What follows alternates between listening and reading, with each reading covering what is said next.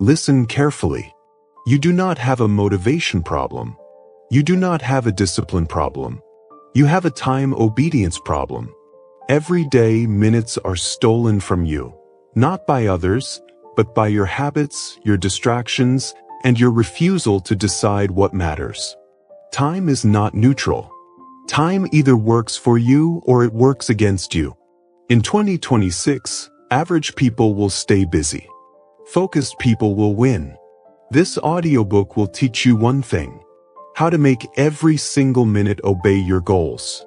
Not your moods, not your fears, not your excuses. If you stay until the end, you will never look at an hour the same way again. Chapter 1. Time is not short. You are undisciplined. Stop telling yourself you don't have time. That story feels comfortable. It feels harmless. It is a lie. You are given the same 24 hours as everyone else who is winning right now. The difference is not access. The difference is obedience. Time is not disappearing. It is leaking. And what leaks is not random. What leaks is what you tolerate. Because you have a choice. Most people never confront this because blaming time protects the ego. If time is the problem, you don't have to change. If time is the enemy, discipline is optional. But here is the truth. Time is neutral. It does not care how you feel. It does not slow down because you're overwhelmed. It does not speed up because you're motivated. Time only responds to structure. That's the key. When you say, "I don't have time," what you are really saying is, "I did not control my behavior." Short sentence. Long pause. Let's talk about leakage. Not the obvious kind. Not the big mistakes you already know about. I'm talking about the quiet leaks. The invisible ones. The ones that drain hours without triggering guilt. The first leak is scrolling. Not because scrolling is evil, but because it has no boundary. You open your phone for one reason.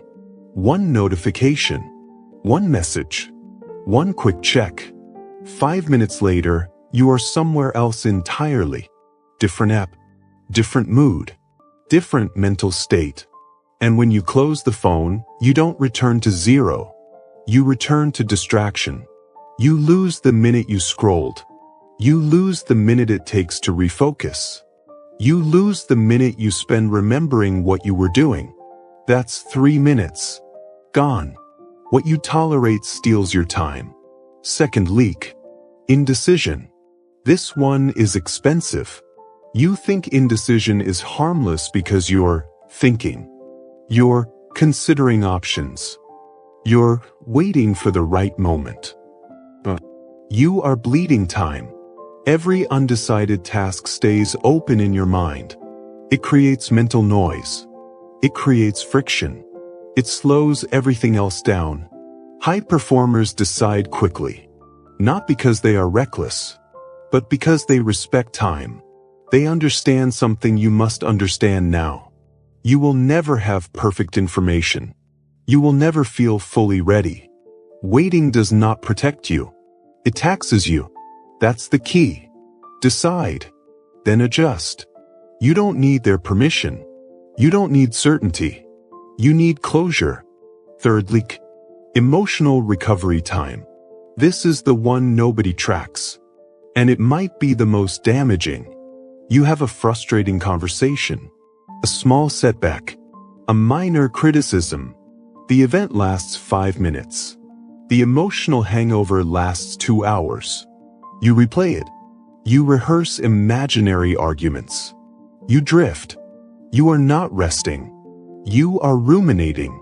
And rumination feels productive because it feels active. But it produces nothing. What you tolerate steals your time. You have a choice. Either you learn to regulate your emotions, or your emotions will manage your schedule. It's not about feelings. It's about discipline. Read that again in your mind. It's not about feelings. It's about discipline. Now let's get uncomfortable. If time were truly scarce, everyone would be failing equally. But they're not. Some people are building. Some people are focused. Some people are calm under pressure. They are not smarter. They are not luckier. They are stricter. They do not negotiate with distractions. They do not romanticize chaos. They do not tolerate leaks. They respect time by enforcing rules. And rules create freedom. That's the key. Here is what you must stop doing. Stop blaming the calendar. Stop saying yes by default. Stop treating small leaks as harmless. Stop starting your day without a decision. Stop ending your day without review. You cannot fix what you refuse to measure. Now here is what you must start doing. You must audit your day. Not once. Daily.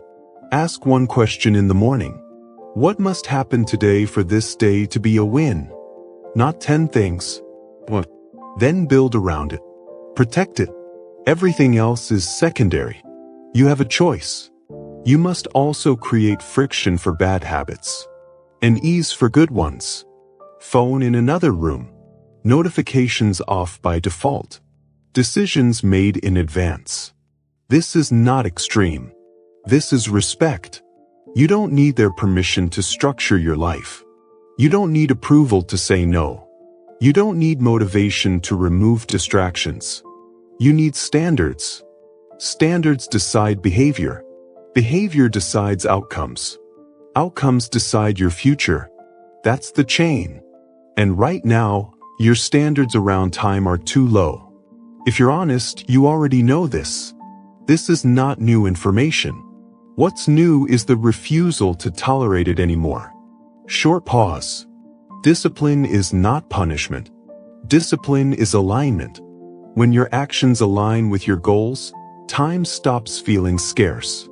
When they don't, no amount of free time is enough. You could be given an extra hour today, and you would lose it the same way. Because the problem is not quantity. It is control. What you tolerate steals your time. Say it again, slowly. What you tolerate steals your time. You tolerate distraction. You tolerate indecision. You tolerate emotional drift. And then you wonder why the day disappears. You have a choice. You can continue living reactively, letting the loudest input decide the next minute. Or you can live deliberately, letting your values decide first.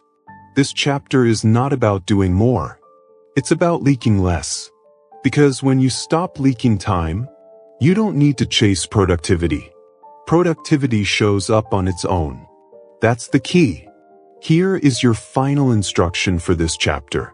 Today, identify one leak. Just one. Scrolling. Indecision. Emotional recovery. Name it. Then cut it off early. Not perfectly. Intentionally. Discipline is built through interruption. Every time you interrupt a leak, you reclaim authority. And authority over your minutes becomes authority over your life. Time is not short. You were just undisciplined. Now that you see it, you cannot unsee it. You've confronted the leak. You've reclaimed responsibility. Now it's time to expose the most seductive trap of all. The one that keeps disciplined people stuck. Chapter 2.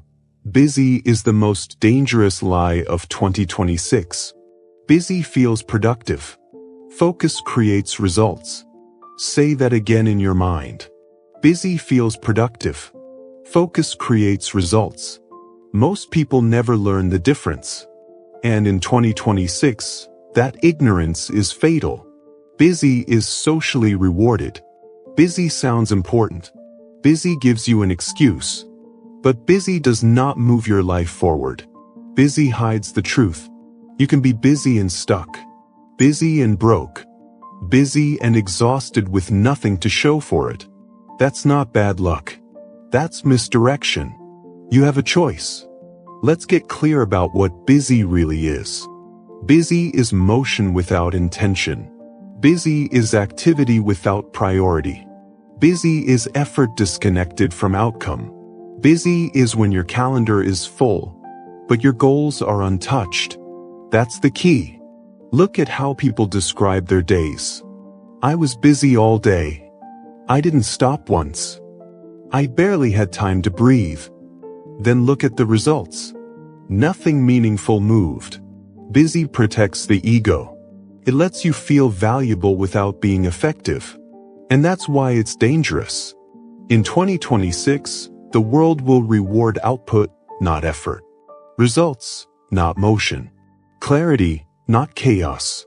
If you are still confusing movement with progress, you will fall behind quietly. Busy feels productive. Focus creates results. Here's the psychological trap. Your brain loves activity because activity gives instant feedback. Emails answered. Messages replied to. Small tasks completed. Dopamine hits. But the work that changes your life feels different. It's slower, quieter, more uncomfortable. It requires thinking, deciding, saying no. And that's why most people avoid it. They drown it out with busyness. You don't need their permission to slow down. You don't need approval to prioritize. You don't need validation to focus. You need discipline. It's not about energy. It's not about motivation. It's about discipline. That's the key. Let's talk about motion versus direction. Motion is movement. Direction is purpose. You can move all day and go nowhere. Like a treadmill. Effort without displacement. Direction requires choice. And choice requires discomfort. When you choose direction, you must eliminate options. You must disappoint something.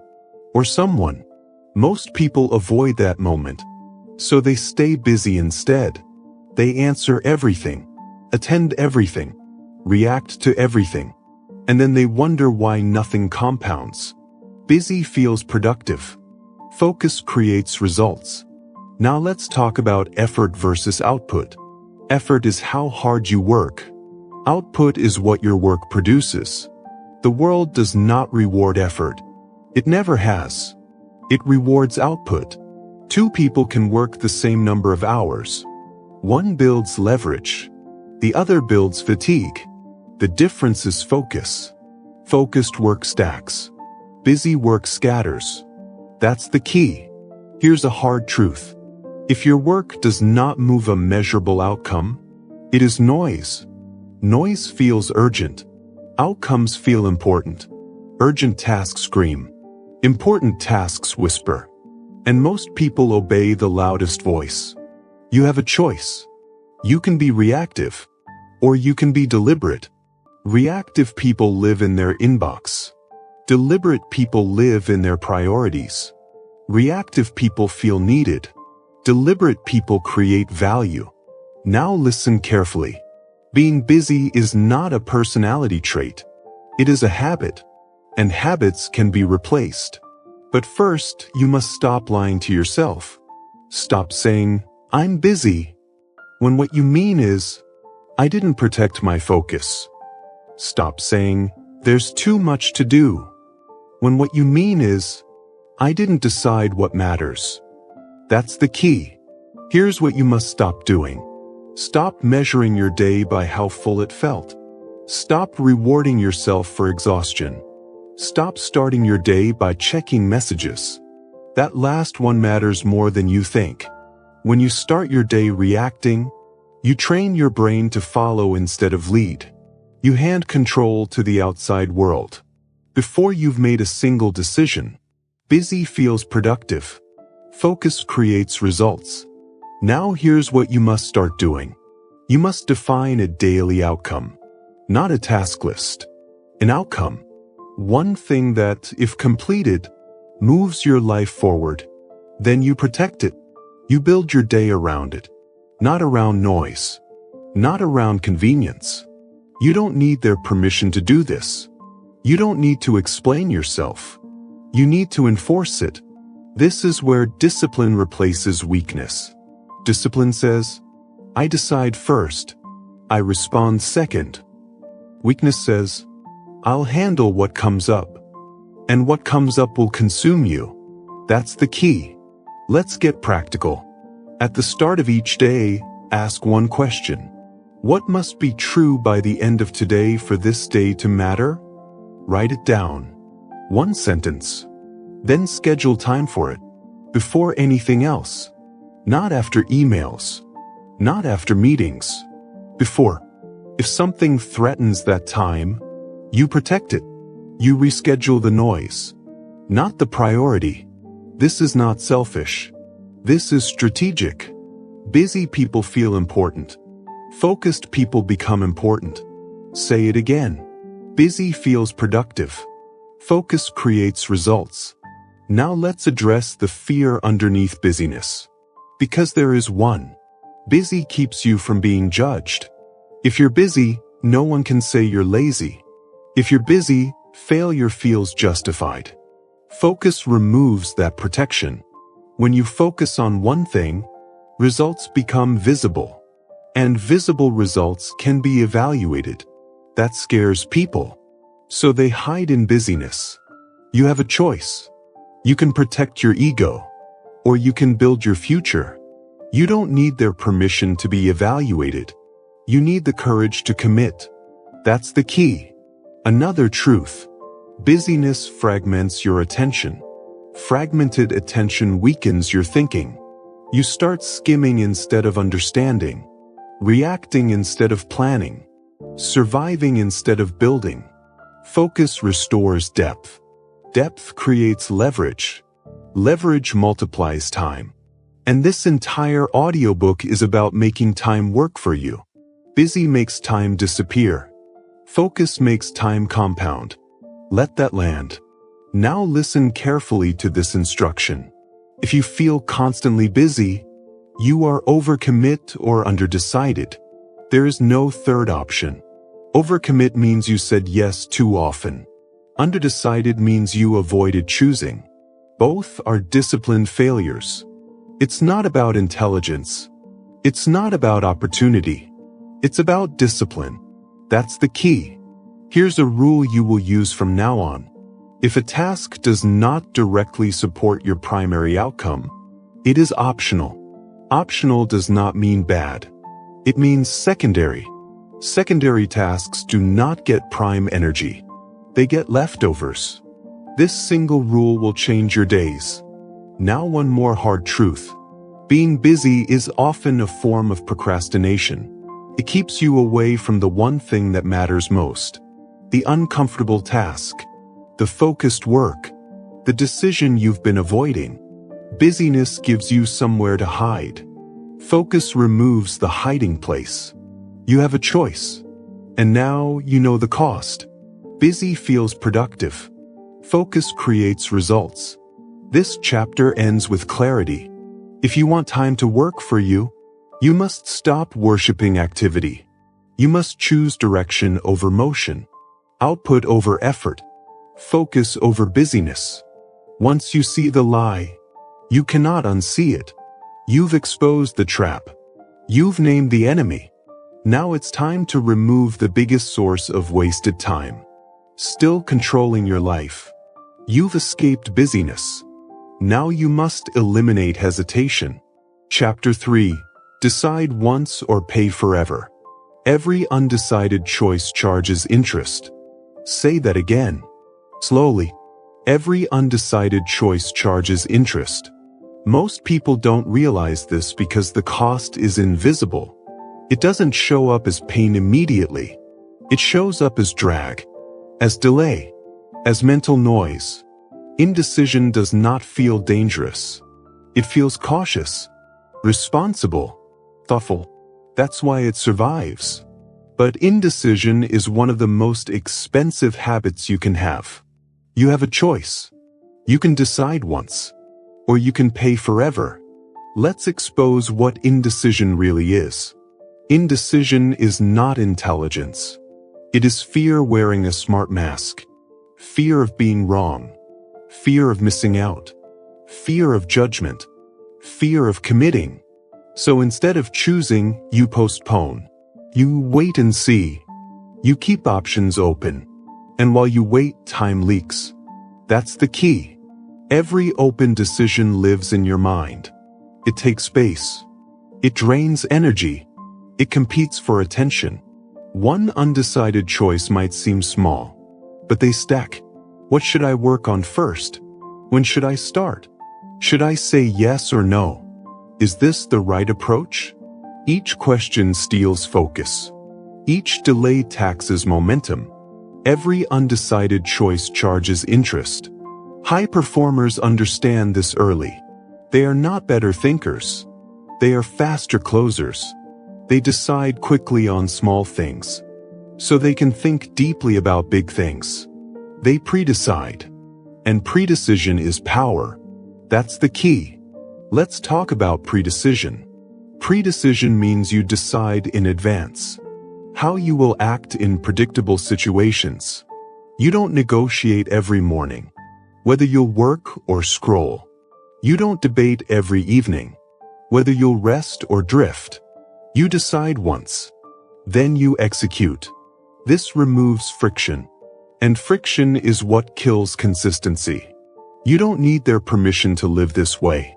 You don't need approval to simplify your life. You need discipline. It's not about intelligence. It's not about motivation. It's about discipline. Say it again. It's not about intelligence. It's about discipline. Now let's talk about routines. Most people think routines are restrictive. They are wrong. Routines are liberating. When you don't have a routine, every action requires a decision. What time to wake up? What to work on? When to stop? When to rest? That's dozens of decisions before noon. Decision fatigue sets in. Quality drops. You default to what's easy. High performers eliminate this. They decide once what their mornings look like, what their work blocks look like, what their evenings look like. Then they stop thinking about it. That's the key. Rules beat moods. Rules work when motivation doesn't. If you rely on feeling ready, you will stay inconsistent.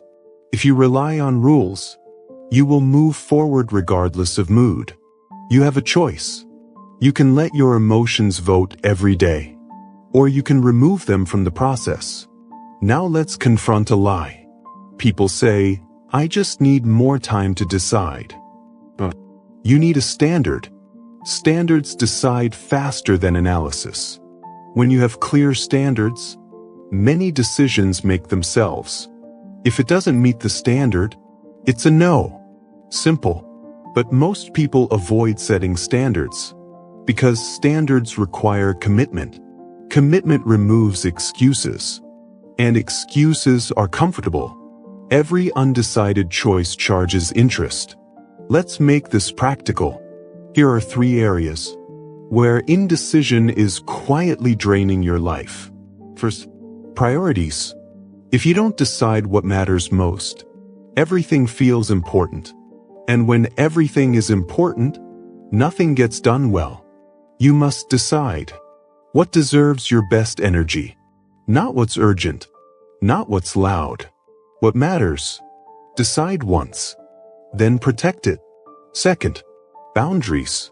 If you don't decide what you will say no to, you will say yes by default. And default yes is a time killer. You don't need their permission to protect your time. You need clarity. Decide your boundaries in advance, then enforce them without guilt. The standards of action. Decide how you act when it's hard. Decide how you act when you're tired. Decide how you act when no one is watching. If you don't decide this in advance, you will negotiate in the moment. And negotiation favors weakness. That's the key. Indecision feels safe because it delays consequence. But delay is not safety. It's debt. And debt compounds. Every day you don't decide, the cost increases. Missed momentum. Lost confidence. Eroded self-trust. You stop believing yourself because you don't follow through. This is how people lose discipline. Not through failure, through hesitation. You have a choice. You can rebuild self-trust by deciding and acting, even imperfectly. Action clarifies. Inaction confuses. Say that again. Action clarifies. Inaction confuses. Now let's talk about mistakes. People fear deciding because they fear being wrong.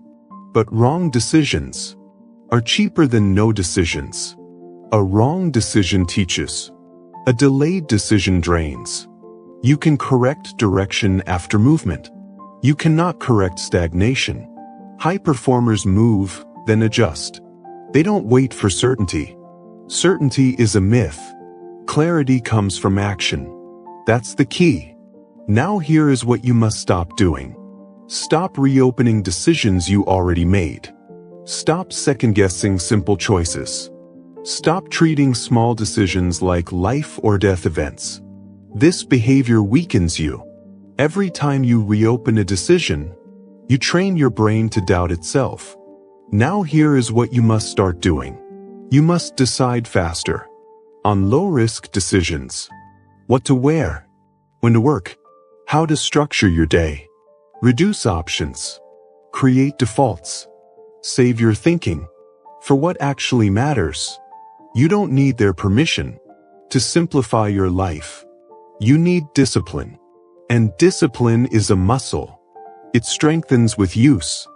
Now listen closely to this instruction.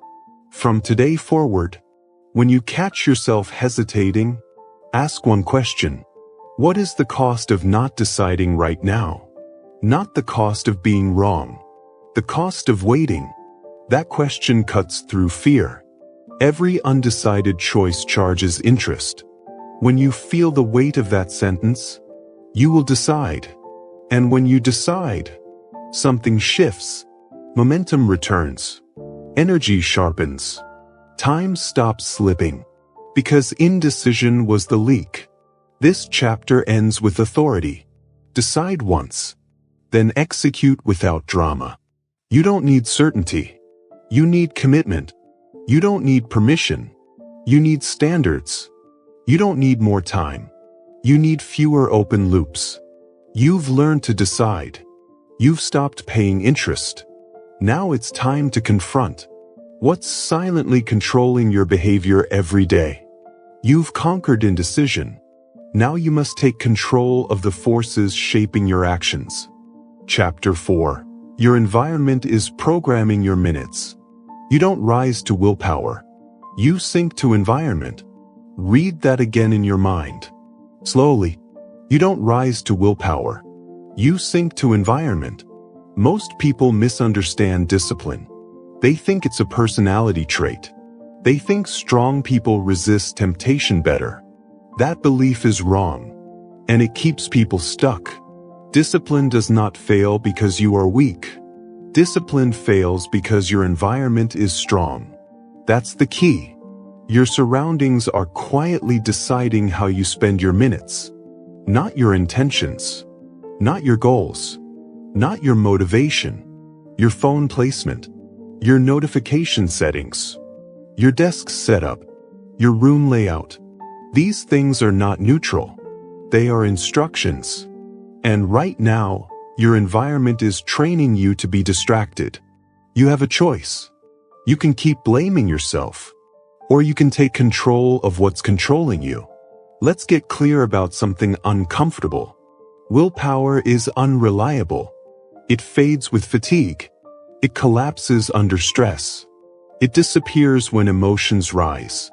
If your success depends on willpower, you will lose on hard days. High performers know this. They don't rely on self-control. They design environments that require less of it. That's the key. Look at your phone. It is engineered to steal attention. Bright colors. Infinite scroll. Variable rewards. Every notification is a command. Every vibration is a pull. You think you're choosing to check it. You're not. You are responding. And every response costs minutes. Not just the minute you check, but the minutes it takes to recover focus. You don't rise to willpower. You sink to environment. Now look at your workspace. Is it designed for focus? Or for convenience? Clutter invites distraction. Open tabs invite switching. Noise invites interruption. Your brain takes cues from what it sees. If your desk says chaos, your mind follows. This is not theory. This is psychology. Your environment reduces or increases cognitive load. High load equals fatigue. Fatigue equals poor decisions. That's the key. Now let's address the lie. People say, I just need more discipline. But you need fewer triggers. Every trigger you remove is discipline you don't need to spend. You have a choice. You can fight temptation all day, or you can remove it. Remove it. You don't need their permission to turn off notifications. You don't need approval to move your phone out of reach. You don't need validation to design a focused space. It's not about willpower. It's about discipline. Say it again. It's not about willpower. It's about discipline. Now let's break this down practically. Your environment has 4 layers, and each one is programming you. Layer 1, digital. Your phone should not be the first thing you touch in the morning. If it is, you've surrendered control before the day starts. Stop doing that. Start your day in silence. No notifications. No feeds. No input. This single change will reclaim hours over time. You don't need their permission to delay the world. Layer 2, physical. Your physical space shapes behavior. If distractions are visible, they will be used. If focus tools are hidden, they will be avoided. Design your space intentionally. One surface, one task, one direction. Everything else gets removed. Not later. That's the key. Layer 3, social. The people around you influence your standards. If distraction is normal, focus feels extreme. If chaos is accepted, structure feels rigid. You absorb what you tolerate. This doesn't mean abandoning everyone. It means limiting exposure. You don't need their permission to protect your mental space. Layer 4, temporal. Your environment includes time patterns. When you work, when you rest, when you drift. Random schedules create weak habits. Consistent schedules create automatic behavior. Decide when you focus. Decide when you stop. Then repeat. Your brain learns rhythm. You don't rise to willpower. You sink to environment. Now let's talk about discipline failure. People say, I knew what to do, but I didn't do it. That's not a knowledge problem. That's an environment problem. If knowing were enough, everyone would be successful. But knowing without structure leads to frustration. Discipline works when friction favors the right behavior. Make bad habits hard.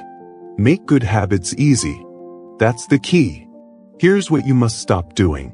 Stop trusting yourself in weak environments. Stop placing distractions within reach. Stop assuming future motivation will save you. It won't. Now here's what you must start doing. You must audit your environment. Walk through your day, hour by hour. Ask one question. What is this environment encouraging me to do? If the answer is distraction, change it. Phone out of room. Apps removed.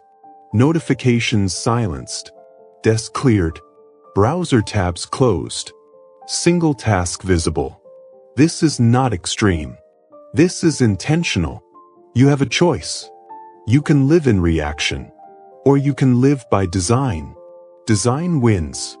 Now let's address resistance. You might feel uncomfortable when you remove stimulation. That discomfort is withdrawal, not boredom. Your brain is used to noise. Silence feels strange at first. Then it becomes powerful. In silence, clarity returns. In clarity, focus grows. In focus, time expands. That's the key.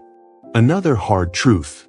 Most people fail not because they choose wrong, but because the environment chooses for them. Every default is a decision.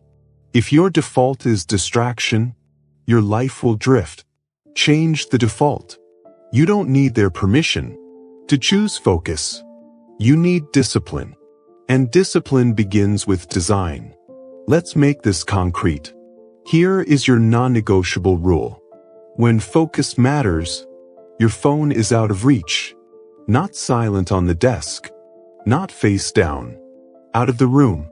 If that feels extreme, you've identified the problem. Now another rule. One screen. One task. Multitasking is not efficiency. It's fragmentation. Fragmentation destroys depth. Depth creates results. Busy feels productive. Focus creates results. You've heard that before. Now you're living it. You don't rise to willpower. You sink to environment. Say it again. You don't rise to willpower. You sink to environment. This chapter ends with responsibility. You are not broken. You were programmed. And programming can be rewritten. Change the environment, and behavior follows. Control your surroundings, and your minutes fall in line. This is how time begins to work for you. Not through force, through structure. You've stopped blaming yourself. You've started designing your life. Now it's time to address the fuel. That determines how many minutes you can actually use. You've controlled your environment. Now you must control your energy. Chapter 5: Energy Management Beats Time Management. Tired minutes are lost minutes. Say that again. Slowly. Tired minutes are lost minutes. Most people don't waste time because they lack hours. They waste time because they lack energy. That's the truth no one wants to face. You can have a free afternoon and still accomplish nothing.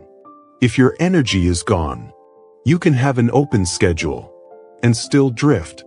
If your body and mind are depleted, time does not work without energy. That's the key. This is why time management advice fails so many people. It assumes energy is constant. It's not. Energy rises. Energy falls. And when it falls, discipline collapses with it. You have a choice. You can keep trying to organize your calendar while ignoring your biology, or you can manage energy first and watch time multiply. High performers understand this instinctively. They don't ask, how many hours do I have? This, when am I at my best? Then they build around that. That's the key. Let's expose the real problem. Low energy turns good intentions into procrastination. Low energy turns focus into frustration. Low energy turns free time into wasted time. It's not about laziness. It's not about motivation. It's about discipline applied to energy. Say it with me. It's not about motivation. It's about discipline. Now let's talk about the 4 pillars of energy. For these, and no productivity system will save you. First, sleep. This is non-negotiable. If you are sleep deprived, you are operating at a cognitive deficit. Reaction time slows. Emotional control weakens. Decision quality drops. You don't notice it immediately. You just feel off. And then you compensate with distraction, scrolling, snacking, stimulation. Tired minutes are lost minutes. You have a choice. You can treat sleep like a luxury, or you can treat it like infrastructure. High performers protect sleep because they respect their future self. You don't need their permission to go to bed earlier. You don't need approval to shut the day down. You need discipline. That's the key. Second pillar, food. Most people eat for pleasure, not performance. Spikes, crashes, then they wonder why focus disappears. Your brain runs on fuel. Bad fuel creates bad output. This is not about perfection. It's about consistency. Eat in a way that stabilizes energy, not excites it temporarily. Stop using food as entertainment. Start using it as support. You have a choice. Third pillar, movement. Energy is created through movement, not conserved by stillness. Sitting all day drains you. It doesn't preserve strength. Short walks, stretching, simple movement. These reset your nervous system. They restore clarity. You don't need a gym membership. You need intention. 5 minutes of movement can recover 30 minutes of focus. That's the key. Fourth pillar, mental clarity. This one is ignored the most. Mental clutter drains energy faster than physical work. Open loops, unfinished tasks, unspoken worries. Your brain keeps running in the background. That background noise steals focus from everything else. You must close loops. Write things down. Decide. Let go. Clarity is an energy multiplier. Tired minutes are lost minutes. Now let's confront a lie. People say, "I'll rest after I'm done." But you'll never be done. Rest is not a reward. It's a requirement. Without recovery, your output decays. This is not weakness. This is biology. High performers don't grind endlessly. They cycle intensity and recovery. They respect limits, so they can push when it matters. That's the key. Here's what you must stop doing. Stop scheduling demanding work during low-energy hours. Stop ignoring sleep debt. Stop pretending caffeine replaces rest. It doesn't. Now here's what you must start doing. You must identify your peak energy window. Morning, midday, evening. Everyone has one. That window is sacred. You put your most important work there. Not emails. Not meetings. Not noise. You don't need their permission to protect that window. You need discipline. This single change will double your effective time, because energy multiplies minutes.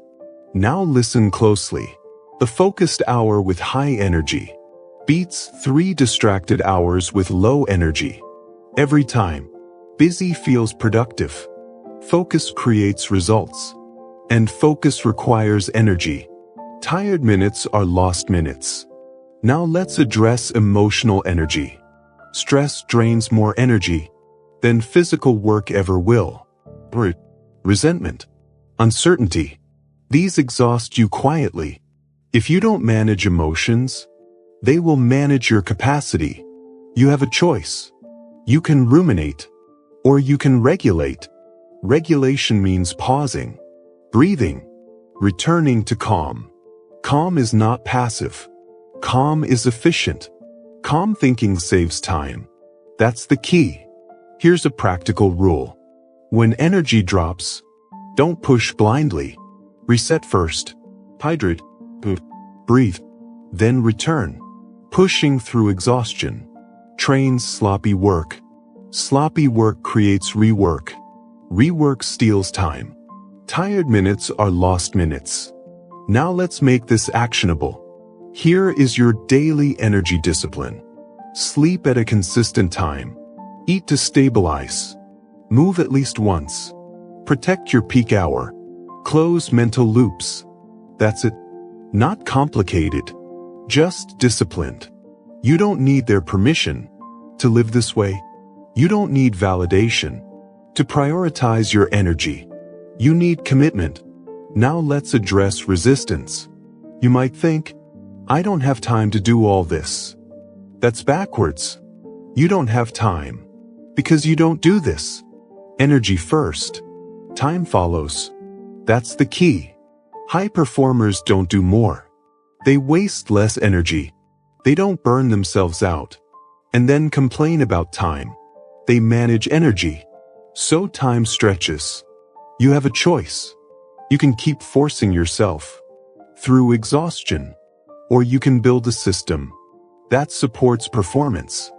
Discipline is choosing the second path, even when the first feels familiar. This chapter ends with clarity. If your energy is low, your time is already lost. Protect energy, and minutes obey.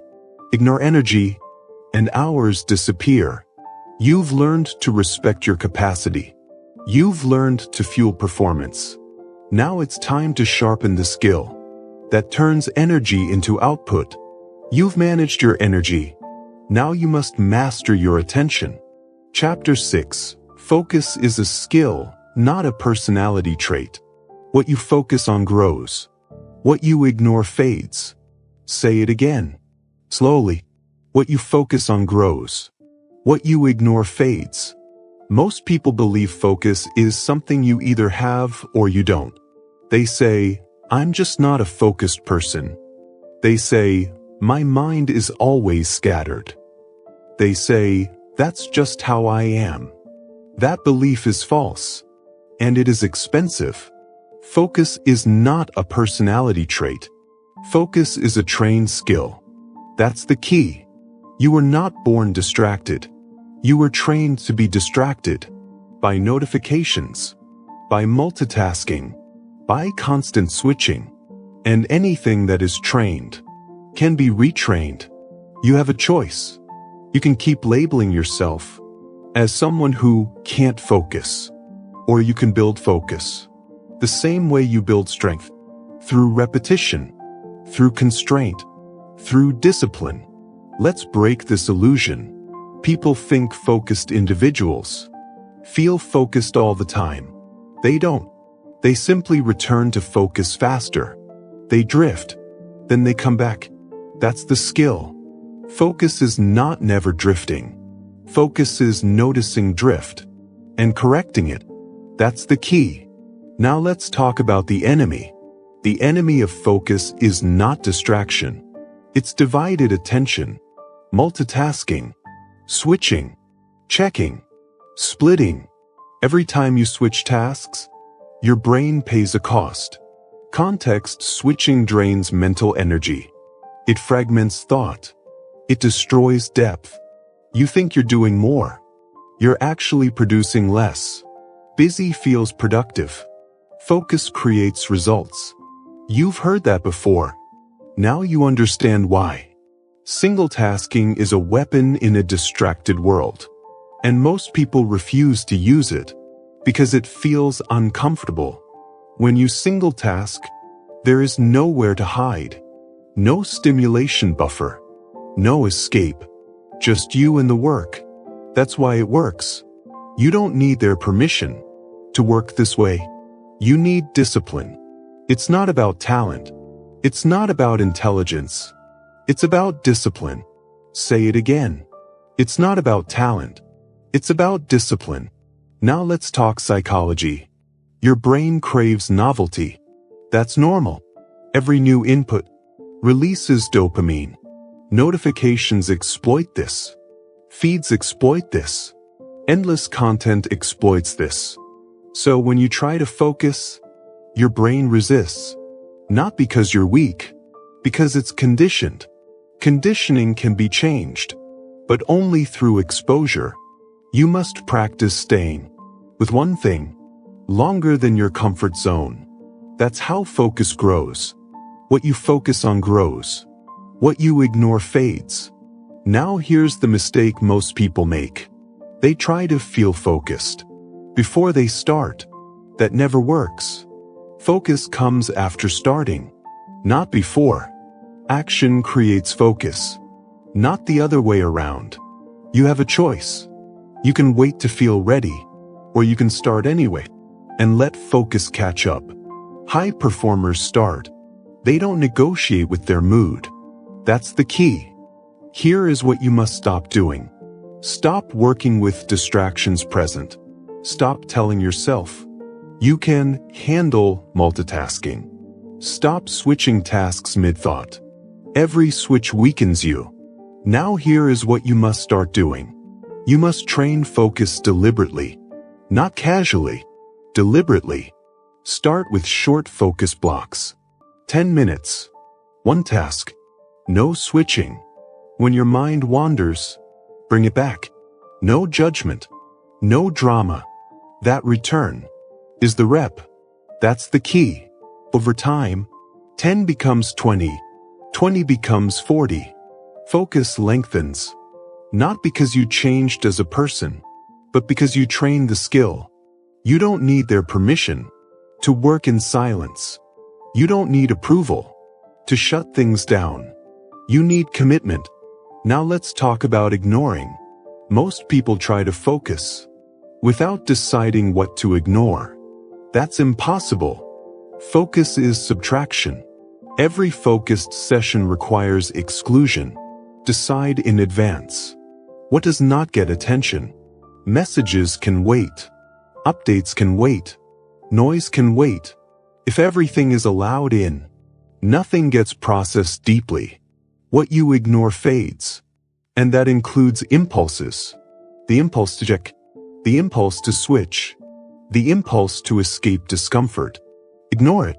Not forever. Just for now. That's discipline. Now listen carefully. Focus is fragile at first. That's normal. You will feel restless. You will feel bored. You will feel resistance. That discomfort is not a sign to stop. It's a sign you're training. Just like muscles burn under load, focus strains under use. Fit, return, repeat. That's the key. Let's make this practical. Here is your focus protocol. Before you begin, define one task, not 3. What? Then define one duration, not open-ended, contained. Set a timer. Remove distractions. Phone out of reach. Tabs closed. Then begin. When the urge to switch appears, breathe, return. That moment is where focus is built. You have a choice. You can obey the urge, or you can strengthen control. Control compounds. Now let's address identity. People say, I'm an overthinker. But you're underfocused. Thinking scattered thoughts is not depth. Depth comes from sustained attention. When focus deepens, thoughts organize. Clarity emerges. Focus is the gateway to insight. That's the key. Another truth. Focus improves everything. Work quality, learning speed, emotional regulation. When attention stabilizes, stress drops. Because chaos is exhausting, focus simplifies. And simplicity saves time. What you focus on grows. What you ignore fades. Now let's confront weakness. If you constantly break focus, don't shame yourself. Correct the system. Shorten sessions. Reduce triggers. Increase structure. Discipline is not punishment. It's support. Support that removes choice. And fewer choices mean fewer leaks. You don't need their permission to protect your attention. You need resolve. Now one more hard truth. If you don't control your attention, someone else will. Algorithms, media, other people's priorities. Attention is currency. Where you spend it determines who you become. That's the key. This entire audiobook is about making time work for you. Focus is how you compress time. One focused hour can replace 3 distracted ones. That's not theory. That's reality. Tired minutes are lost minutes. Distracted minutes are wasted minutes. Focused minutes compound. Now let this settle. You were never broken. You were just untrained. Focus is a skill, and skills respond to practice. You have a choice. Train it, or keep leaking attention. This chapter ends with ownership. Decide what gets your attention. Remove everything else. Return when you drift. And again. That's how focus is built. You've learned to manage time. You've learned to manage energy.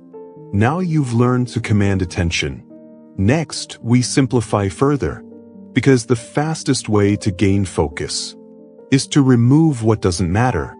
You've strengthened focus. Now it's time to subtract. Chapter 7. Eliminate before you optimize. Subtraction is the fastest productivity hack. Say it again. Subtraction is the fastest productivity hack. Most people try to fix their schedules by adding tools, adding systems, adding hacks. They download another app. They watch another video. They plan another routine. And nothing changes. Because the problem was never optimization. The problem was overload. That's the key. Your schedule doesn't fail because you don't know how to manage time. It fails because you're doing too much. That doesn't matter. You are drowning in non-essentials. And no amount of optimization will save a schedule that is overcrowded. You have a choice. You can keep rearranging clutter, or you can remove it. High performers don't do more. They do less. Better. Subtraction is not laziness. It is precision. Now let's expose the lie. You've been told productivity is about efficiency. That if you can do things faster, you'll win. That's wrong. Speed doesn't matter when you're running in the wrong direction. Doing useless things efficiently is still a waste of life. That's the key. Before you optimize anything, you must eliminate. Because clarity comes from removal. Let's talk psychology. Your brain avoids elimination because it feels like loss. Saying no feels risky. Cutting tasks feels irresponsible. Letting go feels uncomfortable. So you keep everything. Meetings you don't need. Commitments you outgrew. Habits that drain you. And then you wonder why time feels tight. Time is not tight. Your boundaries are weak. It's not about time. It's about discipline. Say it clearly. It's not about time. It's about discipline. Now listen carefully. Every yes you give costs you something. Energy, pension, focus. When you say yes to everything, you dilute your power. Subtraction concentrates force. That's why it works so fast. Subtraction is the fastest productivity hack. Now here's the behavior you must stop. Stop filling your schedule before defining your priorities. Stop reacting to requests instead of designing your days. Stop confusing motion with progress. Busy is not productive. Busy is often avoidance. Avoidance of focus. Avoidance of responsibility. Avoidance of choosing what matters. You don't need their permission to stop being busy. You need courage. Now here's what you must start doing. You must audit your time with brutal honesty. Not what you intend to do, what you actually do. Look at a typical week. Where does your time go? What drains you? What produces nothing? Be ruthless. If a task does not move your life forward, it is a candidate for removal. That's the key. Most people ask, how can I fit this in? High performers ask, what can I remove? This single question creates freedom because time doesn't appear. When you optimize, time appears. When you subtract, subtraction is the fastest productivity hack. Now let's deal with guilt. You feel guilty cutting things because you think you should do them. Should is dangerous. Should comes from outside, from expectations, from pressure. Discipline comes from inside. You have a choice. Live by should or live by intention. You don't need their permission to disappoint expectations. That cost you your future. Now let's talk about non-essential tasks. Most of what fills your day does not require your best energy. Emails, messages, administrative noise. These things expand to fill all available time. If you let them, and they will starve your important work. So you must contain them, batch them, limit them, or eliminate them entirely. It's not about being available. It's about being effective. That's the key. Here's a hard truth. If everything is important, Nothing is. Your life cannot have 20 priorities. Choose 3. Everything else is support or distraction, and distractions must go. Now listen closely. Elimination is not permanent. It's intentional. You are not burning bridges. You are clearing paths. You can always add later, but right now, you must simplify, because clarity demands space. Subtraction is the fastest productivity hack. Let's get practical. Here is your elimination protocol. Step 1. List everything you do in a week. Everything. Work tasks, personal obligations, habits. Step 2. Mark what directly supports your top priorities. Be strict. Step 3. Circle everything else. Those circles are time leaks. Now make decisions. Some things get deleted. Some get reduced. Some get delegated. But nothing stays by default. Default is how clutter survives. That's the key. Another mistake people make is trying to optimize weak tasks. They create systems for things that shouldn't exist. If a task doesn't matter, no system will make it matter. Cut it. Optimization is polishing. Elimination is power. You don't polish trash. You remove it. Now let's talk identity again. People who struggle with elimination often tie self-worth to being needed. They stay busy to feel valuable. That's dangerous. Your worth is not measured by how much you carry. Strength is measured by how much you can let go. It's not about importance. It's about discipline. Say it again. It's not about importance. It's about discipline. Now notice something. When you eliminate, resistance shows up. Fear. What if I miss something? That fear is normal. But the cost of not eliminating is higher. Chronic overwhelm, shallow work, constant urgency. That is not success. You have a choice. Short-term discomfort or long-term chaos. High performers choose discomfort because they understand that peace comes from structure, and structure comes from subtraction. Subtraction is the fastest productivity hack.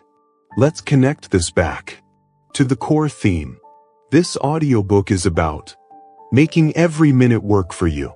Minutes don't work when they are scattered. Minutes don't work when they are overcommit. Minutes work when they are focused, protected, and intentional. Elimination creates that protection. Now one final truth. You cannot optimize your way out of a cluttered life. You must cut commitments, cut noise, cut obligations that no longer serve who you are becoming. You don't need their permission to evolve. You need discipline. Discipline to say no. Discipline to disappoint. Discipline to protect your time. That's the key. This chapter locks in a permanent rule. Before you add, you subtract. Before you optimize, you eliminate. This is how you reclaim time. Without working harder, you've removed the excess. You've created space. Now it's time to decide what truly deserves your best energy. You've cleared the schedule. Now you must define the standard. Chapter 8, Non-Negotiables Build Winners. Winners don't rely on motivation. They rely on rules. Rules remove debate. Rules remove emotion. Rules remove excuses. That's the key. Most people live in negotiation. They negotiate with themselves every morning, every evening, every hard moment. Should I work out today? Should I focus now or later? Should I quit or push? And every negotiation costs energy. You lose before the day even starts. High performers don't negotiate. They decide once. Those decisions become non-negotiables. You have a choice. Live in constant debate or live by fixed standards. Non-negotiables build winners because they eliminate friction. Let's get clear on what a non-negotiable is. A non-negotiable is a behavior that happens regardless of mood, regardless of stress, regardless of circumstance. Not because you feel like it, because it's who you are. That's the key. Most people confuse discipline with intensity. They think discipline means pushing harder. Wrong. Discipline means removing choice. It's not about effort. It's about structure. Say it clearly. It's not about motivation. It's about discipline. Now here's the psychological truth. Your brain loves optional rules because optional rules are easy to break. Most days, when I have time, when I feel ready, those phrases sound harmless. They are deadly. They give your brain permission to escape discomfort. You don't need their permission to raise your standards. You need your own. Non-negotiables close the exit door. No debate, no delay, no drama, just action. That's why they work. Now let's talk about why most people avoid them. Because non-negotiables expose identity gaps. If you say, I train every day, then skipping training hurts your self-image. So people keep rules soft, flexible, vague, so failure doesn't sting. But that softness is why progress is slow.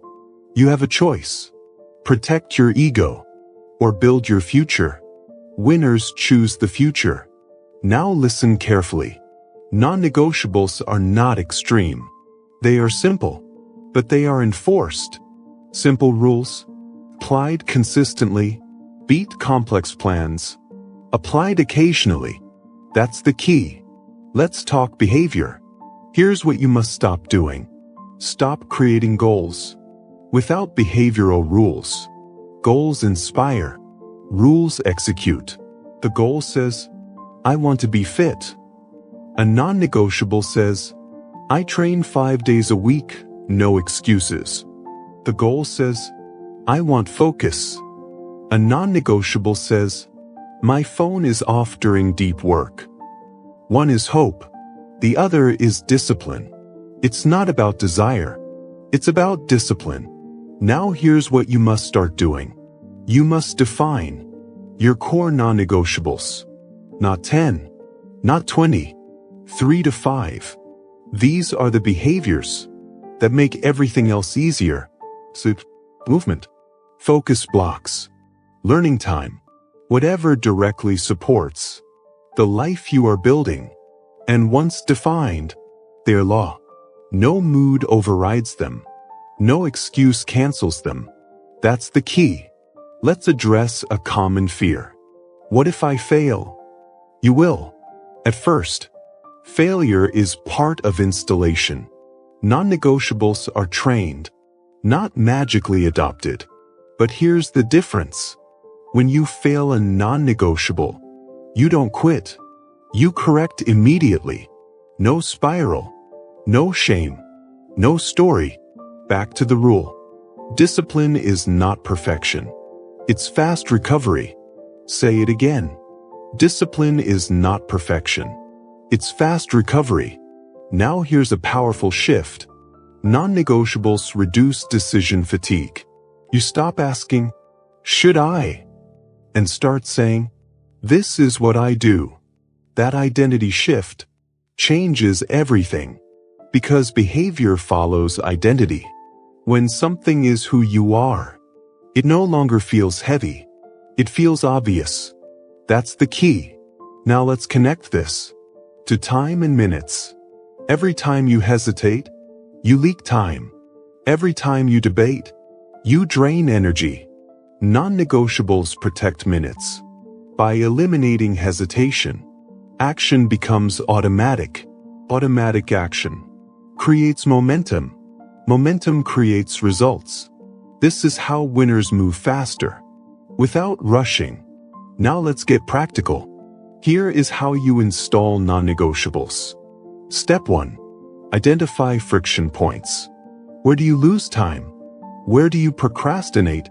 Where do you negotiate most? Those areas need rules. Step 2. Define the smallest enforceable behavior. Not work harder. Not be disciplined. Concrete. Binary. Either you did it, or you didn't. That's the key. Step 3. Attach consequences. Not punishment. Awareness. If you break the rule, you adjust your environment, schedule, or strategy. Never your standards. Standards are sacred. You don't need their permission to hold yourself to a higher line. Now a warning. Too many non-negotiables create rebellion. Your brain will push back. Keep them few. Keep them essential. Build capacity gradually.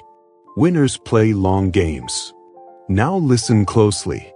Non-negotiables are boring. That's why they work. There's no drama, no hype, no rush. Just repetition. Repetition builds skill. Skill builds confidence. Confidence builds freedom. Motivation fades. Rules remain. It's not about excitement. It's about discipline. Say it again. It's not about excitement. It's about discipline. Now let's talk about external pressure. People will question your rules. They'll say you're rigid, obsessed, too serious. That's normal. Your consistency will make their inconsistency uncomfortable. You don't need their permission to outgrow the room. Non-negotiables are not arrogance. They are self-respect. You respect your time, your energy, your future. That's the key. Here's the final truth of this chapter. Winners are not more motivated than you. They are more decided. They decided what matters. They decided what happens daily. They decided what is non-negotiable. And then they stopped debating. That decision is available to you. You have a choice. Live reactively, or live by design. Design requires rules. Rules create freedom. This chapter locks in a principle you will return to again and again. If something truly matters, it becomes non-negotiable. If it's negotiable, it doesn't matter enough yet. You've eliminated the excess. You've cleared the schedule. You've installed standards. Now it's time to protect the most valuable asset you have. Not money, not talent, pension. You've built the structure. Now you must guard the gate. The power hour that separates winners. Winners don't win because they work all day. They win because they protect 1 hour. That's the key. 1 hour, not 10. Not endless hustle. 1 hour done right beats 10 hours done distracted. Read that again. 1 focused hour outperforms an entire day of noise. You have a choice. You can scatter your energy across messages, notifications, interruptions, and opinions. Or you can concentrate it into a single, protected block that actually moves your life forward. 1 hour done right changes everything. Most people never experience real focus. They experience motion. They experience busyness. They experience fatigue. But they rarely experience depth. Depth is where results live. And depth requires protection. Let's be honest. Your day is not stolen. It is surrendered. Surrendered to distractions. Surrendered to availability. Surrendered to other people's priorities. That's not a time problem. That's a boundary problem. It's not about productivity. It's about discipline. Now let's break the illusion. People say, I don't have time for deep work. That's false. You don't need more time. You need 1 hour. 1 hour you defend like territory. That's the key. High performers understand something most people don't. They don't try to win the whole day. They win 1 hour. And that 1 hour compounds. Creators build empires in focused blocks. Athletes sharpen skill. In isolated training windows, entrepreneurs solve million-dollar problems. Away from noise, not inside it. 1 hour done right changes everything. Now here's the psychology behind it. Your brain has a limited capacity for focus. When you spread it thin, it weakens. When you concentrate it, it sharpens. Focus is like a beam of light. Wide beams warm, narrow beams cut. That's the key. Most people warm their goals. Winners cut through them. And the tool they use is the power hour. Let's define it clearly. A power hour is a non-negotiable, distraction-free block, dedicated to your highest leverage task. Not admin, not maintenance, not cleanup, creation, strategy. The work that scares you a little, the work you keep postponing, the work that actually changes outcomes. That's what belongs in the hour. Now here's what you must stop doing. Stop trying to find time. Stop hoping for quiet moments. Stop waiting for motivation. You don't need their permission to protect 1 hour of your day. You don't need ideal conditions. You need standards. Most people let the day decide for them. Winners decide in advance. They pre-decide when the hour happens. Same time, same place. No negotiation. Because negotiation is where discipline dies. You have a choice. Either you choose the hour, or the hour gets consumed. Now let's talk about resistance. The power hour will feel uncomfortable at first. Boring. Restless. That's normal. Your brain is addicted to stimulation. Notifications. Switching. Novelty. Silence feels threatening. To an undisciplined mind, that doesn't mean it's wrong. It means it's working. It's not about comfort. It's about discipline. Say it again. It's not about comfort. It's about discipline. Now let's get practical. Here is how you build a real power hour. First, choose the time. Early morning works best for most people. Before the world starts pulling. But the exact time matters less. Then consistency. Same hour. Every day. That's the key. Second, remove friction. Phone out of the room.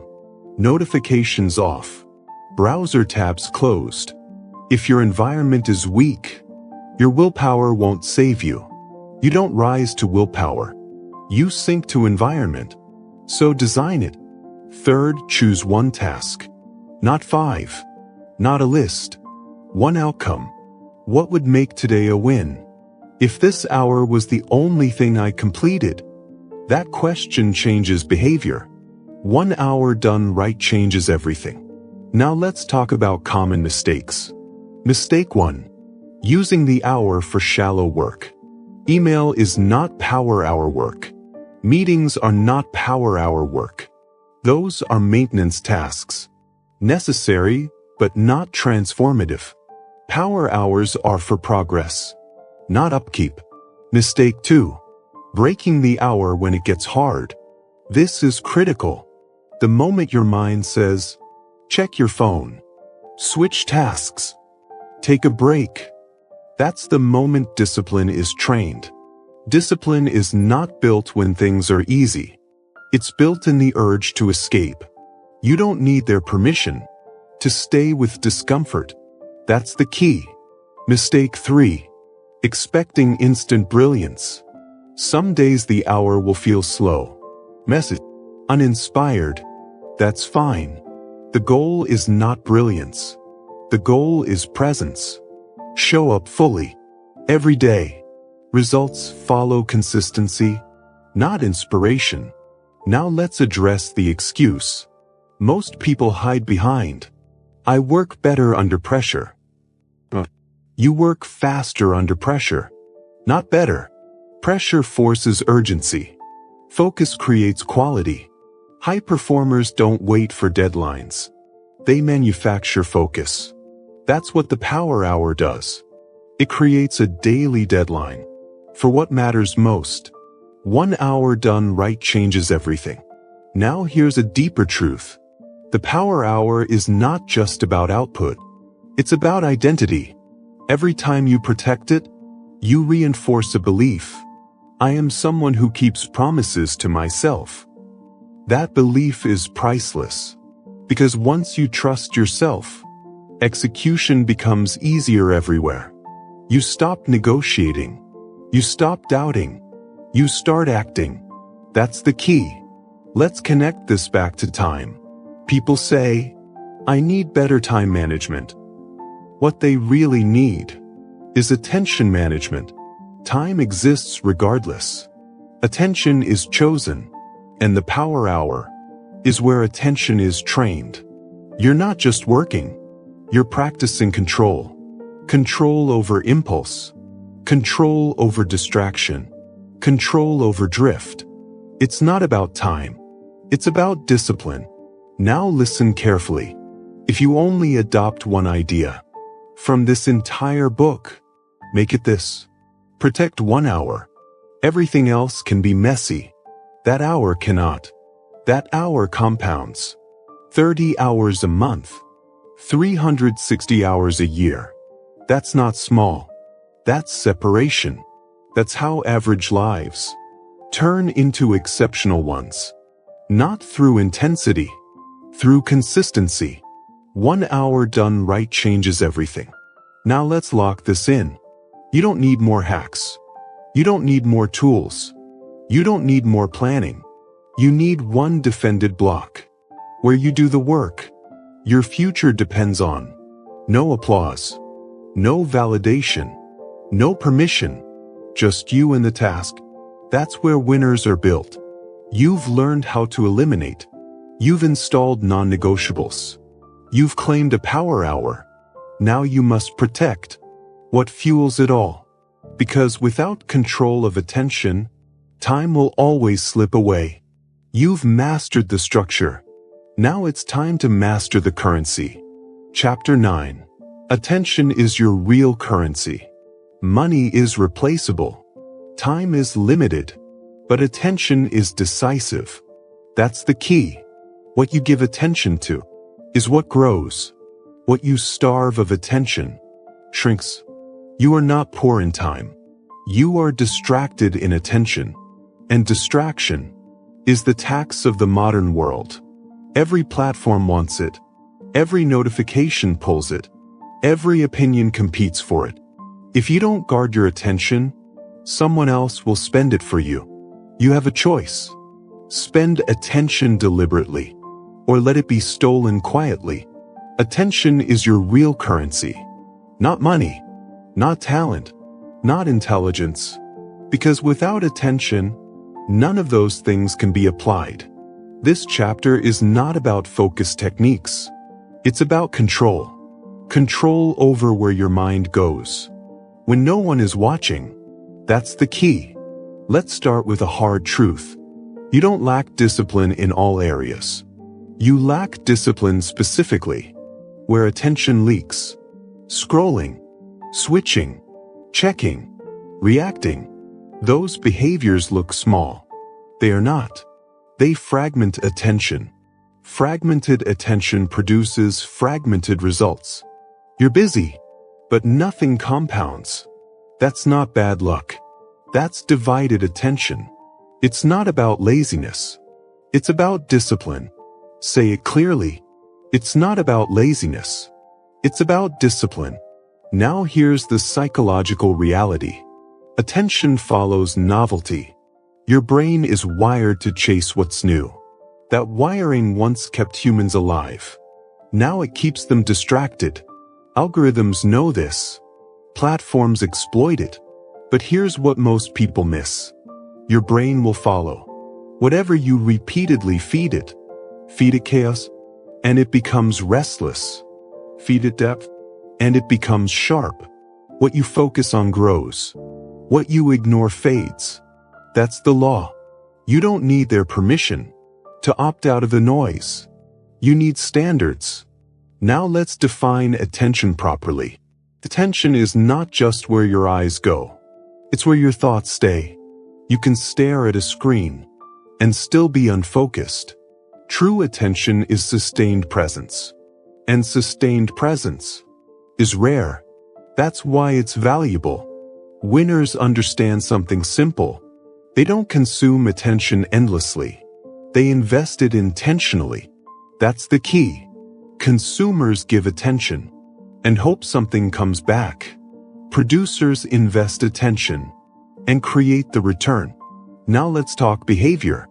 Here's what you must stop doing. Stop reacting first thing in the morning. If the first thing you do is check messages, news, or social feeds, you've surrendered control. You've told your brain, other people decide what matters today. That habit alone can derail an entire day. Stop it. Your mind is most programmable. In the first hour, protect it. You have a choice. Claim your attention early, or chase it all day. Now here's what you must start doing. You must schedule attention, not just tasks. Tasks are what you do. Attention is how well you do them. Block time for deep focus. Single task. No switching. Switching feels productive. It is not. Every switch carries a cognitive cost. Your brain needs time to reorient. Those micros add up to exhaustion. That's why you feel tired without doing anything meaningful. It's not about workload. It's about fragmentation. It's not about the flaw. It's about discipline. Now let's address a dangerous belief. I can multitask. But you can alternate poorly. Multitasking is attention splitting. Splitting attention reduces quality. High performers single task aggressively. They do one thing completely, then move on. That's the key. Now let's talk about emotional attention. Not all attention is visual. Some of it is internal. Regret. Imaginary conversations. Future fear. Those thoughts consume massive amounts of attention, and most of them produce nothing. You must learn to notice where your mental energy goes. Ask yourself often, is this thought earning my attention? If not, cut it. You don't need their permission to disengage from mental noise. Attention is finite.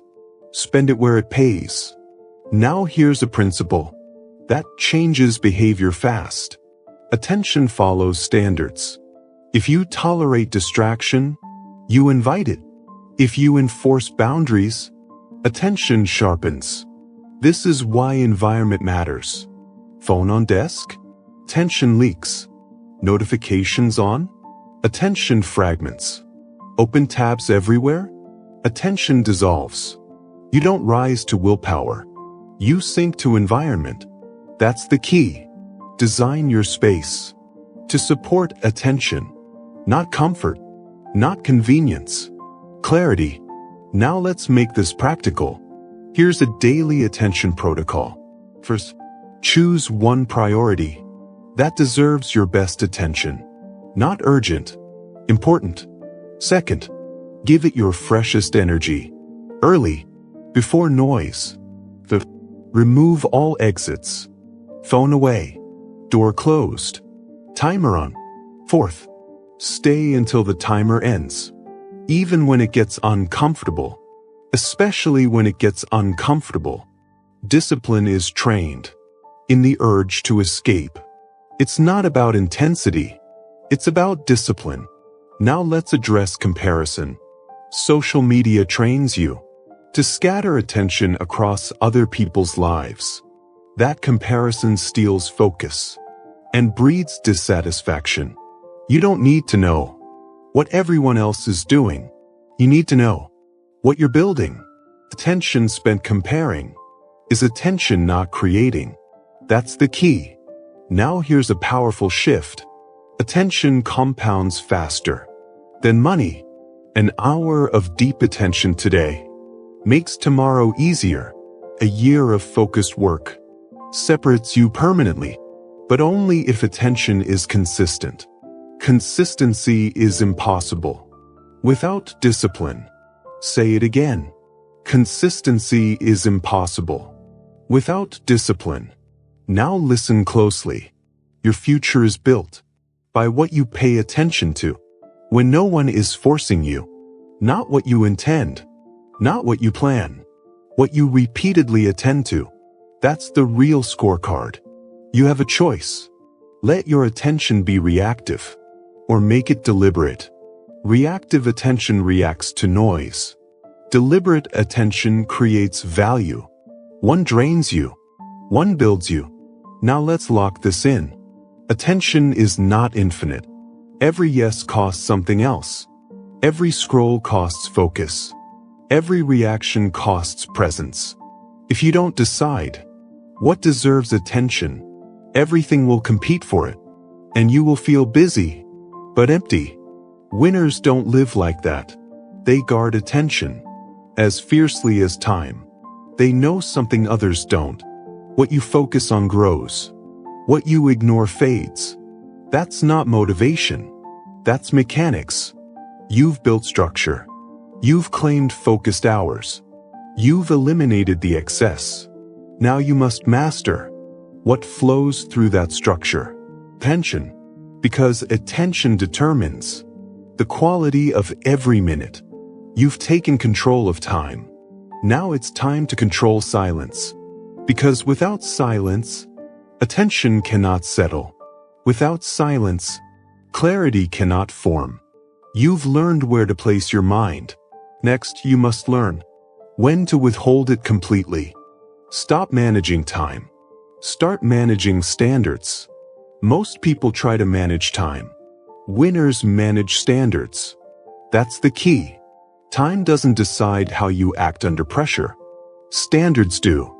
When pressure hits, when energy drops, when distractions rise, you don't rise to your plans. You fall to your standards. That's the truth most people avoid. You can have the best schedule in the world. If your standards are weak, your schedule collapses the moment life pushes back. You have a choice. Keep adjusting calendars, or raise the line you refuse to cross. Your standards decide your schedule. Read that again. Your standards decide your schedule. Now let's be clear about what a standard is. A standard is not a goal. A goal is something you want. A standard is something you live by. Goals negotiate. Standards enforce. That's the key. Most people procrastinate, not because they're lazy, but because their standards are optional. I'll do it later. I'll start tomorrow. I'll try again next week. Those phrases don't reflect time problems. They reflect low standards. It's not about procrastination. It's about discipline. Say it again. It's not about procrastination. It's about discipline. High standards remove hesitation. They remove debate. They remove delay. When your standard is clear, action becomes automatic. You don't ask, "Do I feel like it?" You act because that's the rule. That's the key. Now let's talk psychology. Your brain looks for certainty. When standards are vague, your brain searches for comfort. Comfort always wins when standards are unclear. But when standards are precise, your brain stops negotiating. It accepts reality. I work when it's scheduled. I finish what I start. I don't break promises to myself. Those aren't affirmations. They're standards. And standards shape behavior faster than motivation ever will. You don't need their permission to expect more from yourself. You need honesty. Now let's expose a dangerous lie. People say, "I just need better time management." But what you need is better self-management. Time doesn't fail. People fail their own rules. Your standards decide your schedule. That's not philosophy. That's mechanics. Let's make this concrete. Two people face the same day. Same workload. Same pressure. One delays. One executes. The difference is not intelligence. Not talent. Not opportunity. It's standards. One has a standard for effort. The other has a standard for comfort. Comfort-based standards produce excuses. Effort-based standards produce results. You have a choice. Protect comfort or protect progress. Now here's what you must stop doing. Stop lowering standards to match your current behavior. That's backward. Most people fail, then reduce expectations so they don't feel bad. That's emotional management, not discipline. Standards should challenge behavior, not justify it. Stop saying, "That's just how I am." That sentence kills growth. You are not fixed. You are trained. And what trains you are the standards you repeat daily. That's the key. Now here's what you must start doing. You must define non-negotiable standards for how you act under pressure. Not when things are easy, when they are hard. Anyone can perform on a good day. Standards are revealed on bad days. Ask yourself, what do I do when I'm tired? What do I do when I'm stressed? What do I do when no one is watching? Those answers show your real standards. And real standards create real schedules. Your standards decide your schedule. Now let's talk about procrastination directly. Procrastination is not a time issue. It's an identity issue. You delay when the task conflicts with how you see yourself. If your identity standard is low, delay feels normal. If your identity standard is high, delay feels wrong. That discomfort pushes action. That's the key. High standards create internal pressure. Low standards require external pressure. Winners don't wait to be forced. They act because their internal line demands it. You don't need their permission to set that line. Now let's address fear. High standards scare people because they remove excuses. If you fail, you can't blame time anymore. That's uncomfortable. But that discomfort is where growth begins. It's not about confidence. It's about discipline. Confidence follows action. Discipline precedes it. Say it clearly. Confidence follows action. Discipline precedes it. Now let's get practical. Here's how you install higher standards. Step 1. Choose one area where you keep slipping. Focus. Consistency. Don't fix everything. Fix one. Step 2. Define a clear rule. Not vague. Not emotional. Concrete. I start on time. I finish daily priorities before entertainment. I train even when I don't feel like it. Binary rules. Either you followed it, or you didn't. That's the key. Step 3. Enforce immediately. No spirals. No stories. If you break the standard, correct the behavior fast. Discipline is not never failing. It's never drifting. Say it again. Discipline is not never failing. It's never drifting. Now let's connect standards to pressure. Pressure doesn't create behavior. It reveals it. Under pressure, you don't think clearly. You act automatically.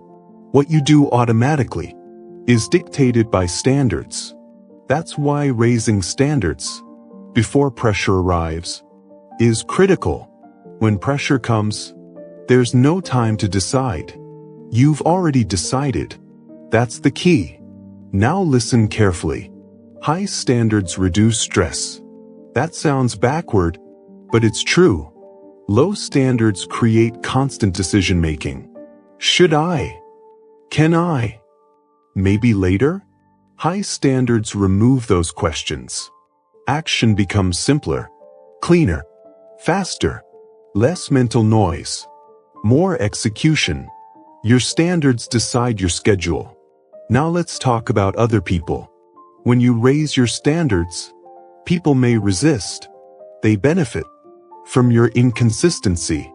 Your discipline exposes their lack of it. That's not your problem. You don't need their permission to become reliable. reliable to yourself. Now here's a final truth. Most people never internalize. Time management is a surface skill. Standards management is a core skill. Surface skills help when conditions are good. Core skills hold when conditions collapse. Life will apply pressure, unexpected pressure. When it does, your standards will decide whether you fold or focus. You have a choice. Let time control you, or let standards command you. Standards don't care how you feel, how you act. An action is what builds outcomes. Now lock this in. Stop managing minutes. Start managing the minimum you accept from yourself. Raise that line. Protect it daily. Because once standards are high, time starts obeying you. Your standards decide your schedule. That principle will guide everything that follows. You've learned how to focus. You've learned how to protect attention. You've learned how to set standards. Now you must learn how to create space for those standards to operate. Because clarity requires quiet. You've taken control of behavior. Next, you take control of noise. Chapter 10.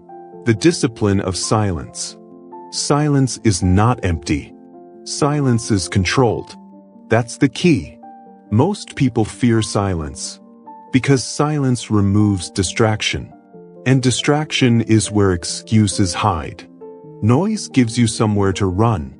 Silence forces you to stay. Stay with discomfort. Stay with thought. Stay with truth. Winners don't avoid silence. They train it. Because silence sharpens attention. Silence clarifies priorities. Silence exposes what matters. You have a choice. Fill every gap with noise, or use silence as a tool.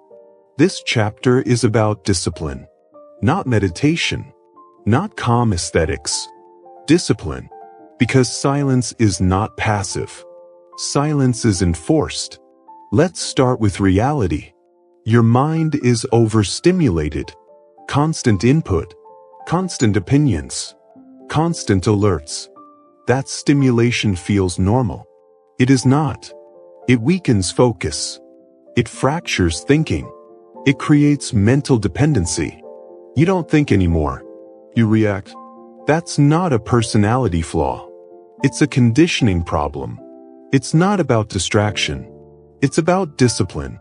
Say it again. It's not about distraction. It's about discipline. Silence is where discipline is trained. Because in silence, there's nothing to distract you from the urge to escape. And that urge is the training ground. Now here's the psychological truth. Your brain avoids silence. Because silence increases awareness. Awareness of fear. Awareness of doubt. Awareness of unfinished business. So people drown it out. Music, podcasts, videos, scrolling, always something playing, always something talking. That constant input prevents deep thinking. And deep thinking is where decisions are made. That's the key. Winners schedule silence the same way others schedule meetings. Not accidentally, deliberately.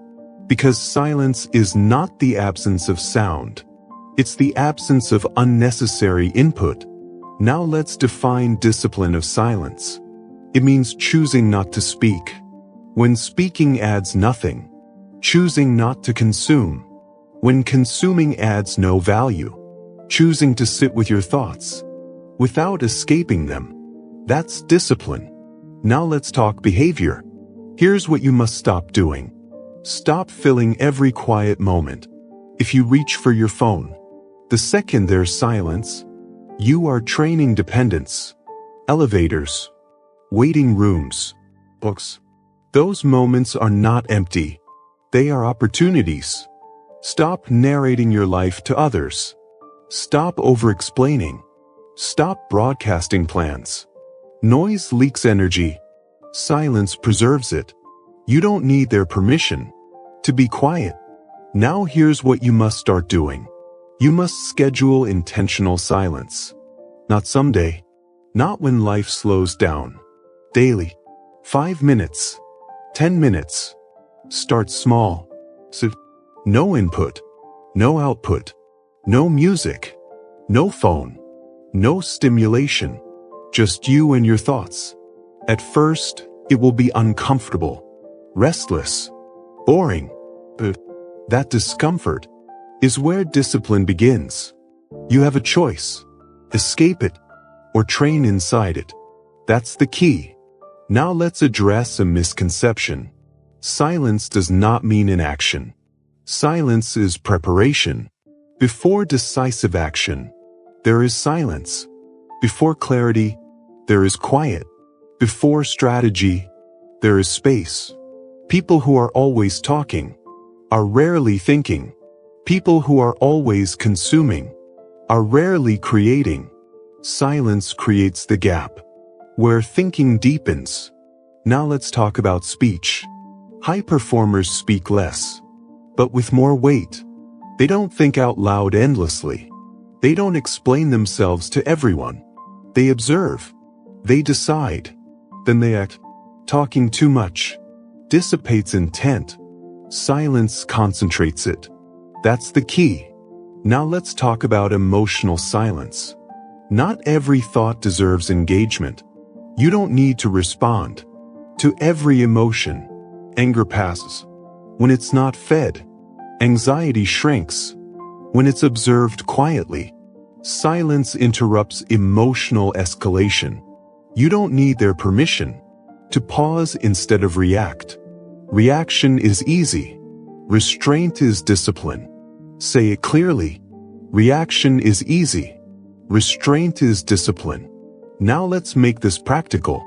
Here's how to build the discipline of silence. Step 1. Create silent transitions. Before work. After work. Before sleep. No input. No output. Let your mind reset. Step 2. Delay response. When something triggers you, 30 seconds. 1 minute. Silence before response prevents regret. The pause is where power lives. Step 3. Reduce optional noise. Not everything needs commentary. Not everything needs content. Choose fewer inputs. Higher quality. Your mind is not a landfill. Protect it. That's the key. Now let's address the fear. People worry silence makes them invisible. The opposite is true. Silence makes you deliberate, and deliberate people are respected. When you speak less, your words carry weight. When you react less, your presence increases. Noise is common. Silence is rare. Rare things are valued. You have a choice. Be loud and forgettable, or quiet and effective. Now let's connect silence to time. Noise fragments attention. Fragmented attention wastes minutes. Silence consolidates focus. Consolidated focus multiplies minutes. This is not philosophy. It's mechanics. Silence reduces cognitive load. Reduced load increases clarity. Clarity speeds execution. That's the key. Now listen closely. Silence will reveal things you've been avoiding, decisions you've postponed, standards you've compromised, goals you've diluted. That's uncomfortable. But discomfort is information. Information you need to course correct. Running from silence keeps you stuck. Staying with silence moves you forward. It's not about calm. It's about discipline. Now let's talk about solitude. Solitude is not loneliness. Loneliness is wanting distraction. Solitude is choosing focus. You need solitude to hear your own thinking. Without it, your life becomes reactive. Other people's priorities, other people's urgencies. Silence returns ownership. Ownership of attention. Ownership of direction. You don't need their permission to reclaim it. Now here's a powerful truth. Most breakthroughs don't come during activity. They come after. After thinking. After sitting. After silence. Your best ideas need quiet to surface. Your strongest decisions need space to form. If your life is always noisy, you'll never hear them. That's the key. Now let's lock in discipline. Silence is a skill. And like any skill, it strengthens with repetition. First, your mind will wander. That's fine. Bring it back. Gently. Firmly. No judgment. No escape. This is not about peace. It's about control. Control over impulse. Control over reaction. Control over attention. Say it again. It's not about peace. It's about control. Now let's tie this back to the book's core. You've learned to eliminate excess. You've learned to protect focus. You've learned to raise standards. Silence is what holds all of that together. Without silence, focus fractures. Without silence, standards erode. Without silence, time slips. Silence is the reset button, the pause that prevents drift, where intention reasserts itself. You have a choice. Live in constant noise, or command quiet. Quiet doesn't make you slow. It makes you precise. Quiet doesn't weaken you. It strengthens resolve. Quiet doesn't remove action. It improves it. Now here's the final lock. Silence is not something you wait for. It's something you enforce. Daily. Deliberately. When you master silence, you master reaction. When you master reaction, you master time. And when you master time, your minutes finally work for you. You've learned how to focus. You've learned how to guard attention. You've learned how to create quiet. Now you must learn how to defend your boundaries without explanation, because time is protected, not by saying yes well, but by saying no cleanly. You've conquered noise. Now it's time to protect your edge. Emotional control saves massive time. Most people Chapter 11. Say no without explaining. Most people believe they must justify every no. They don't. That's the first lie you must unlearn. Every time you over-explain, you surrender time. Every explanation slows action. Every justification invites debate. And debate steals minutes, hours, days. Let's be clear. Saying no is not rude. It is disciplined. It is efficient. It is non-negotiable. You have a choice. You can say yes to everything and live in chaos. Or you can say no to what doesn't serve your purpose and create freedom. That's the key. When you explain, you allow negotiation. When you allow negotiation, you give others power over your schedule. When you give others power, you lose control. Control is everything. Your time is sacred. Your focus is precious. And no one else has the right to dilute it. Now let's address the psychology. Why do people over-explain? Fear of rejection. Fear of conflict. Fear of being disliked. Let me tell you something. Fear costs more than confrontation ever will. Every yes born from fear steals time and energy. Every over-explanation slows you down. Every attempt to justify your choices creates stress you could avoid. That's the cost. Energy. Sanity. Now, stop doing these things. Stop saying yes because you feel guilty. Stop justifying your schedule to anyone. Stop apologizing for boundaries you must have. It's not about arrogance.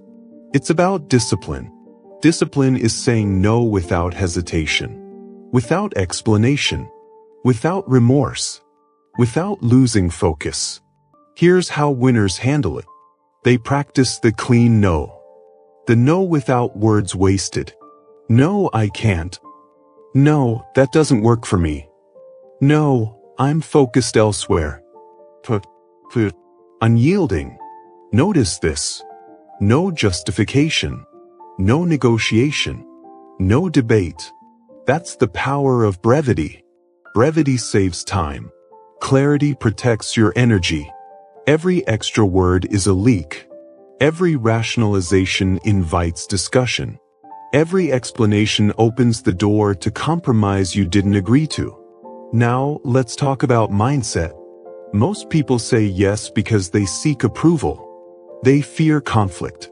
They believe others' opinions outweigh their priorities. That's weakness.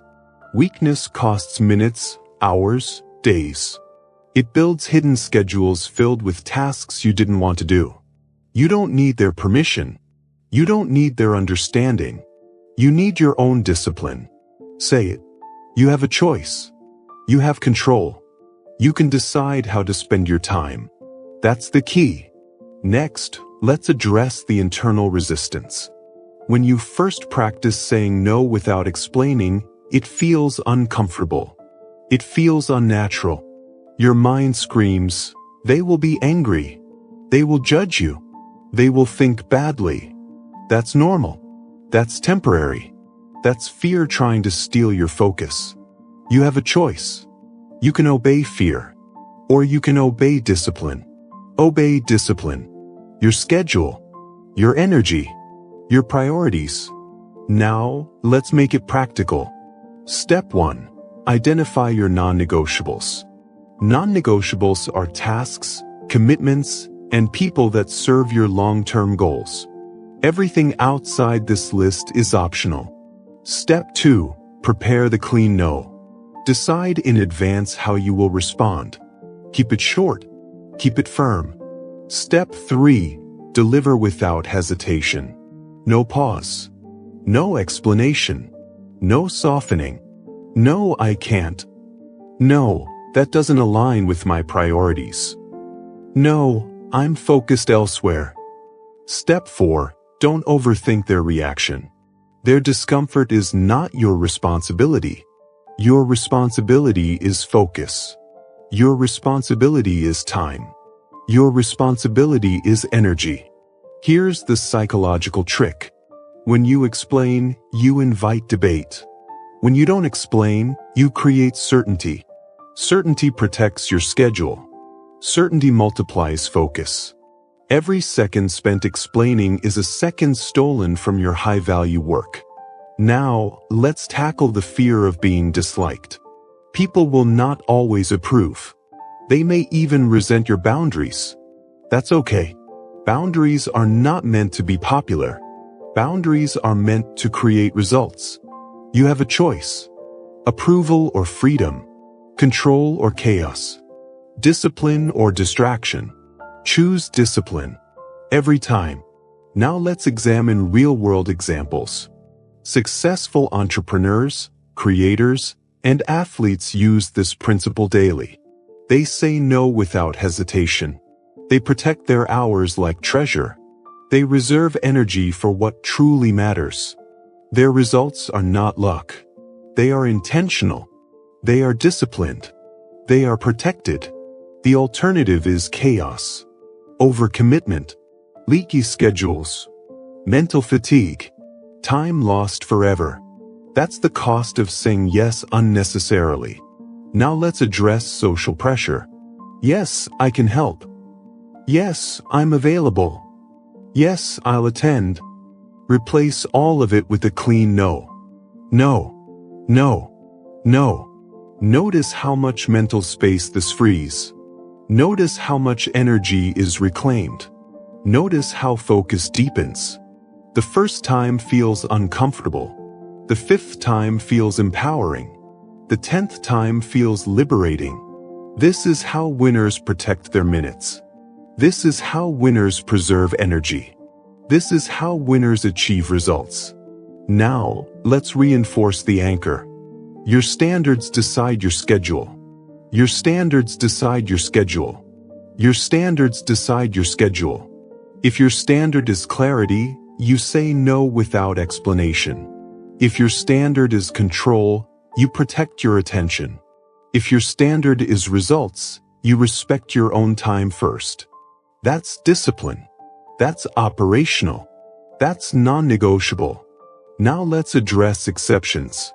Some no's require context. Big commitments, collaborations, partnerships. Even then, brevity is key.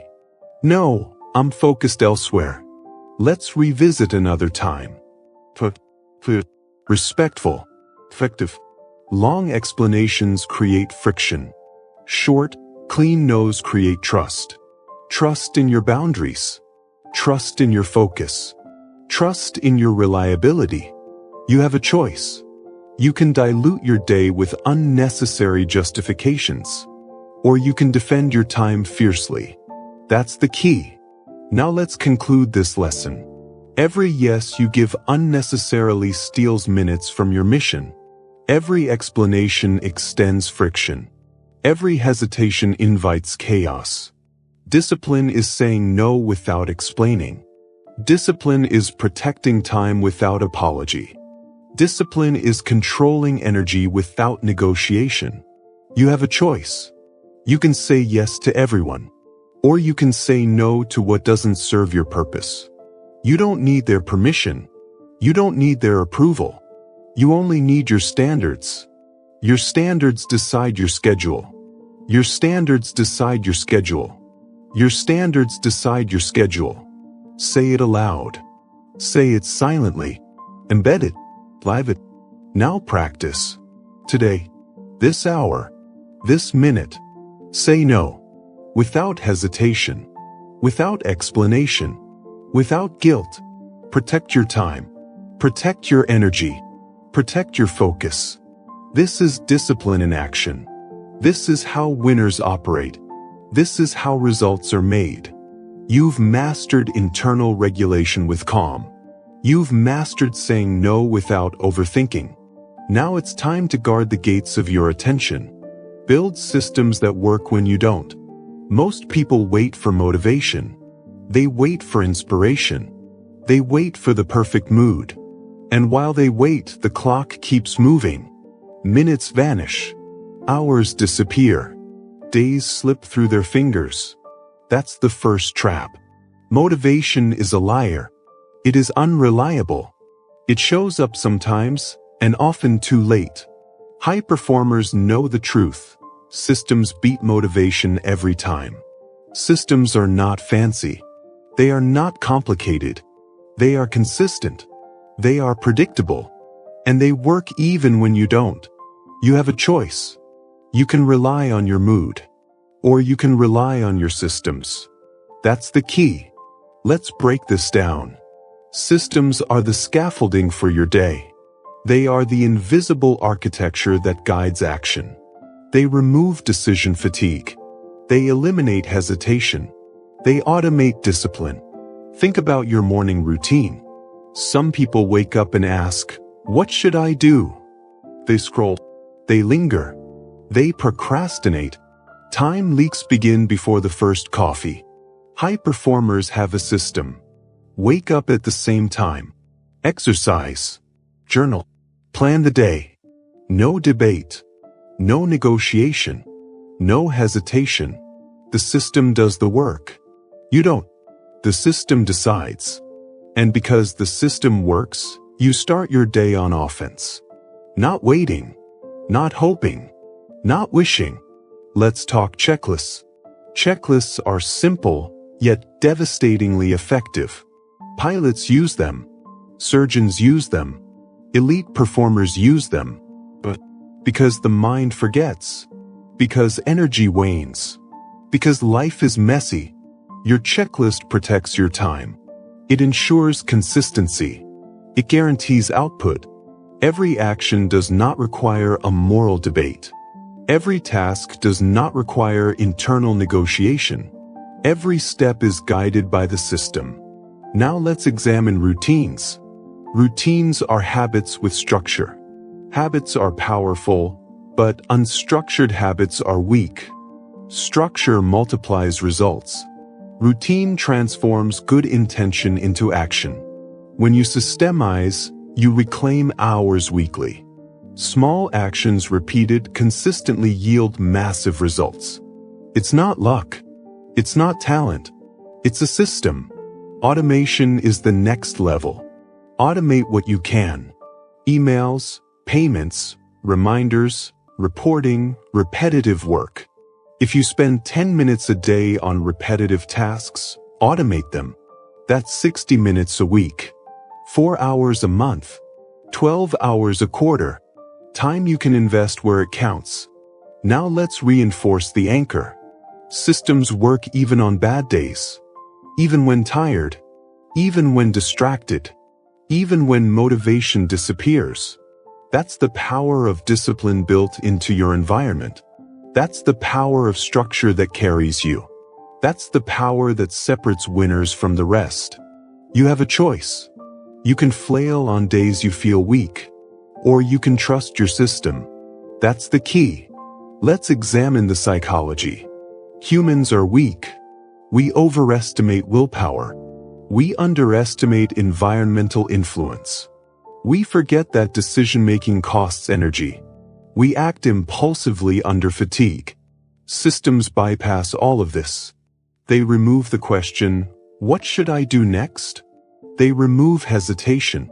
They remove stress. All that remains is action. Action. Action. Action. Here's the secret most people miss. You do not need to feel ready. You do not need to be inspired. You do not need to want to do the work. Your system carries you. Your system protects you. Your system ensures progress.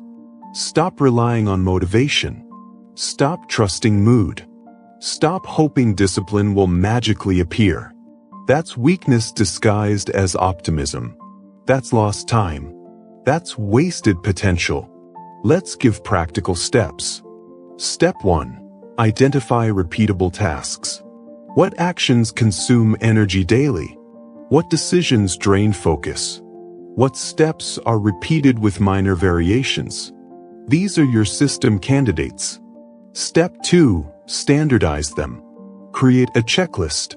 Document routines. Set specific triggers.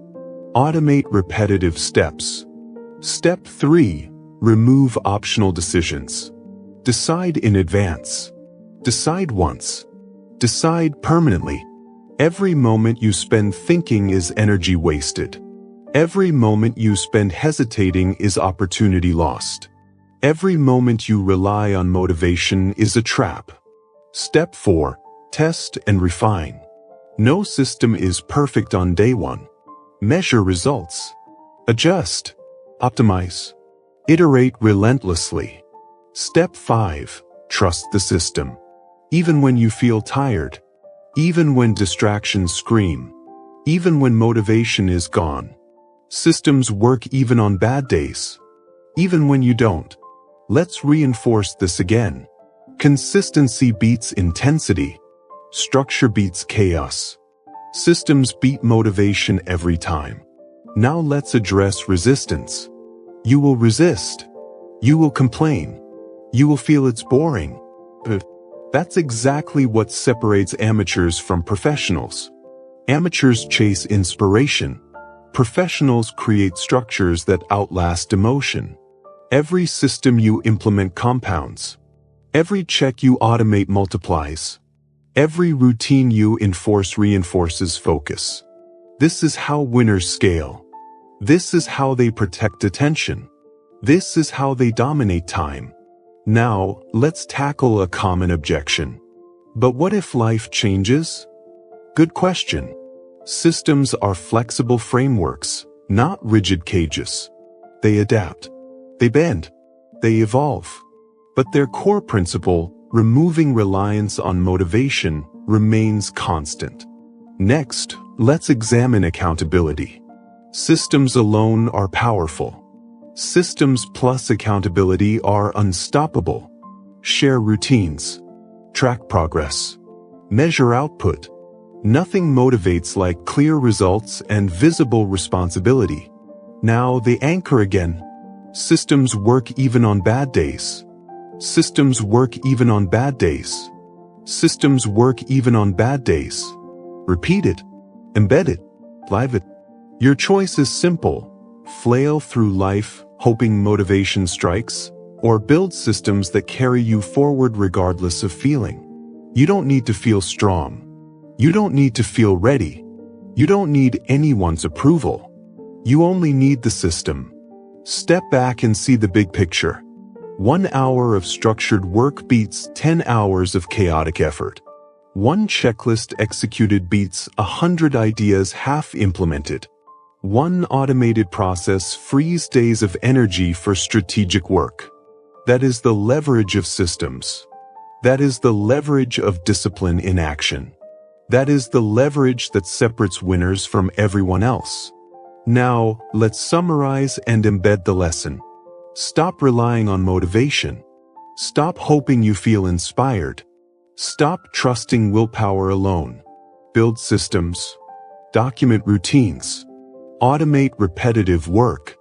Eliminate unnecessary decisions. Trust your structure. Systems work even on bad days. Systems work even when tired. Systems work even when distracted. Systems work even when motivation disappears. Embed it. Live it. Execute it. You've now learned to protect your time when emotion fails. You've learned to guarantee action when motivation is absent. You've learned to reclaim hours previously lost to hesitation. And here's the bridge to the next principle. Systems are powerful, but even the best system fails if attention is scattered. If focus is weak, if priorities are unclear, minutes leak no matter how structured the day. You've built a framework that works when you don't. Now it's time to guard what truly fuels results. Chapter 12. Guard your attention like your life depends on it. Attention is not just a skill. It is the most valuable currency you have. Not money. Not influence. Attention. Every minute you allow distraction, every second your focus drifts, you pay a hidden tax. And it compounds. You have a choice. You can give your attention to anything, or you can protect it fiercely. That's the key. Let's be honest, the world does not want you focused. It wants your clicks. It wants your scrolls. It wants your shallow engagement. Social media, notifications, meetings, random chats, instant alerts, all designed to fragment your mind, to steal your time, to hijack your life. And most people let it happen. Most people do not notice. Most people do not care. High performers do. High performers guard their attention like it is gold. Because it is. Because attention equals results. Because attention equals freedom. Think about it. If you focus on the right tasks, you become unstoppable. If you give attention to the wrong things, you become a slave. Every distraction steals your minutes. Every interruption fractures your energy. Every uncontrolled impulse costs you hours in the long run. That's why the first rule is simple. Control your inputs. Your phone is not a tool. It is a temptation. It is a distraction machine. It is designed to hijack your focus. You have a choice. You can allow it, or you can control it. That's the key. Turn off notifications. Schedule times to check messages. Use technology deliberately. Do not react to every ping. Next, control your environment. Your workspace determines your behavior. Clutter, noise, interruptions, they are productivity killers. High performers design spaces that protect focus. No unnecessary screens. No open tabs. No irrelevant distractions. Only what serves the work at hand. Anchor this.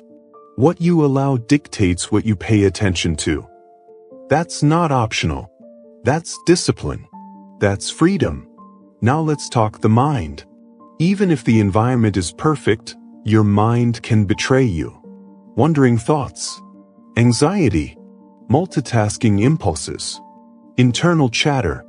You have to train your mind like an athlete trains their body. Focus is a muscle. It grows with repetition. It strengthens with resistance. Start with single tasking. Do one thing. Do it well. Do it completely. Resist the urge to switch tasks. Resist the urge to check. Resist the urge to half-do everything. What you focus on grows. What you ignore fades. That is law. That is unbreakable. Let's examine real-world application. Writers, creators, athletes, entrepreneurs, they all protect their attention first. They set boundaries. They establish rituals. They use deep work sessions. A writer closes email for 3 hours. A developer blocks notifications while coding. A CEO schedules no meeting mornings. Not because they are lazy. Not because they are avoiding work. Because attention is the real leverage. Because attention is the currency of results. Now let's address recovery. Even the best focus is not indefinite. Energy depletes. Fatigue creeps in. Attention falters. Rest strategically. Micro breaks. Movement. Mindful breathing. Do not ignore fatigue. Do not push past clarity. Tired minutes are wasted minutes. Reinforce the anchor. Your attention is your life. Protect it. Guard it. Multiply it. Let's tackle the distractions of other people. Requests, interruptions, unnecessary meetings, gossip, they all cost you. Learn to say no. Learn to defer. Learn to protect your blocks. Your time is finite. Your energy is limited. Your attention is priceless. High performers set boundaries. They respect their attention. And they demand others respect it too. Now, let's address the psychological warfare. Your brain loves novelty. It craves stimulation. It seeks instant gratification. Emails, apps, alerts, they exploit this weakness. But you are not powerless. Awareness is the first weapon. Discipline is the second. Systems are the third. Set your routines. Protect your hours. Batch your attention. Guard the gates. Every time you fight distraction, you strengthen your focus. Every time you reclaim attention, you compound results. Every time you resist impulse, you multiply minutes. Anchor again. Calm focus beats frantic activity. Attention multiplies results. Guard it relentlessly. Now let's go deeper. Multitasking is a myth. Switching between tasks does not save time. It costs energy. It fragments thought. It destroys quality. Single tasking is the weapon of the elite. One thing. One block. One deep session. That's how breakthroughs happen. That's how results compound. Protect your attention first. Then action follows. Then results multiply. Here's the strategy. Schedule deep work sessions. No phone. No email. No distractions. 3 hours focused on one meaningful task. Do this daily. Do this consistently. Do this without negotiation. What you focus on grows. What you ignore fades. Your attention is not infinite. Guard it. Multiply it. Invest it in what matters most. Now let's reinforce the principle one final time. Your attention is your life. Your attention is your leverage. Your attention is your freedom. Do not waste it on trivial things. Do not surrender it to technology. Do not scatter it to the wind. You have a choice. You can protect it. You can invest it. You can multiply it. That's the key. Every high performer in history mastered this principle. They built boundaries. They created environments. They trained their mind. They protected attention relentlessly. Your challenge is simple. Audit your day. Identify every leak of attention. Block, remove, automate, delegate. Guard your focus like your life depends on it, because it does. Deep work, single tasking, boundaries, systems, routines, strategic rest. Do this. Not occasionally. Not when convenient. Every day. Every hour. Every minute that matters. Anchor again. Your attention is your life. Guard it. Protect it. Multiply it. Now, as you close this chapter, understand the bridge. Time can be reclaimed. Systems can protect action. Energy can be managed. But attention? Attention is the final frontier. Attention is the multiplier. Attention is what turns minutes into mastery. You've built systems. You've managed standards. You've controlled emotion. You've learned to say no. Now, guard your attention with the same ferocity. Because the person who masters their focus wins at life. This is not theory. This is execution. This is the last line of defense in a world of chaos. And now, with attention guarded, the final integration awaits. You've learned every principle. You've learned every strategy. You've built the framework. Next, you will integrate them into unstoppable daily action. Your life will no longer be a reaction. It will be deliberate. It will be intentional. And that is the essence of the solution-first mindset. Time respects those who respect it. Time is not a river. Time is not a resource to spend. Time is a mirror. It reflects your discipline. It magnifies your consistency. It rewards your habits. You have a choice. You can chase it. You can waste it. Or you can earn its respect. That's the key. Most people treat time like it owes them something. They sprint in bursts. They overcommit. They work hard for days, weeks, months, and then burn out. Time does not reward intensity. It rewards consistency. Small, repeated actions compound silently. They accumulate quietly. They create momentum that is unstoppable. Think about it. The person who writes 500 words every day is far ahead of the one who writes 5,000 words once a month. The person who does one push-up every morning builds a habit that lasts a lifetime. The person who saves $10 every week is wealthier in 10 years than the person who saves $1,000 once and stops. Consistency beats intensity. It beats bursts of effort. It beats grand gestures without follow-through. You have a choice. Will you respect time? Or will you fight it? High performers respect it. They schedule it. They guard it. They treat every minute like it matters, because it does. Let's break it down. First, show up daily. Consistency begins with presence. Do the work every day, even when motivation is low.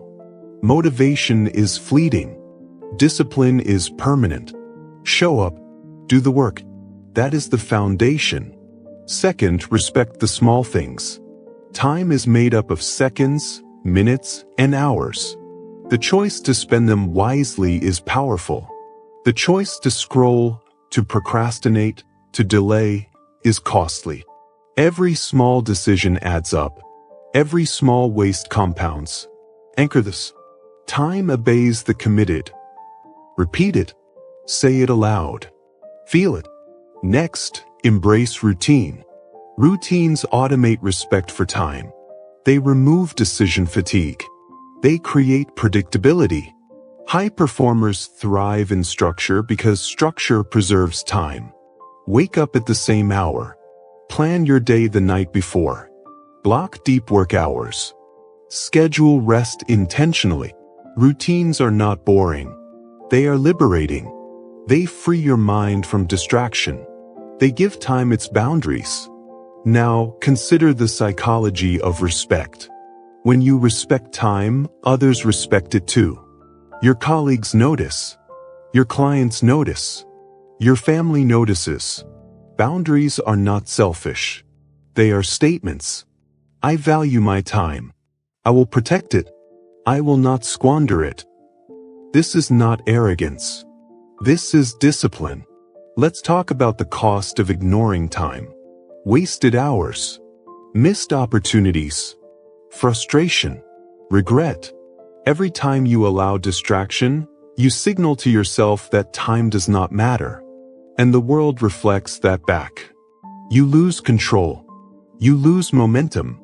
You lose leverage. High performers think differently. They invest time deliberately. They know the power of compound action. They understand that small, consistent steps create massive results over years. Anchor again. Time respects the committed. It ignores the casual. Let's apply this in the real world. Create micro habits. Read 10 pages every day. Write 1 paragraph daily. Exercise 5 minutes each morning. Do 1 task before checking your phone. These small actions signal to time that you are serious.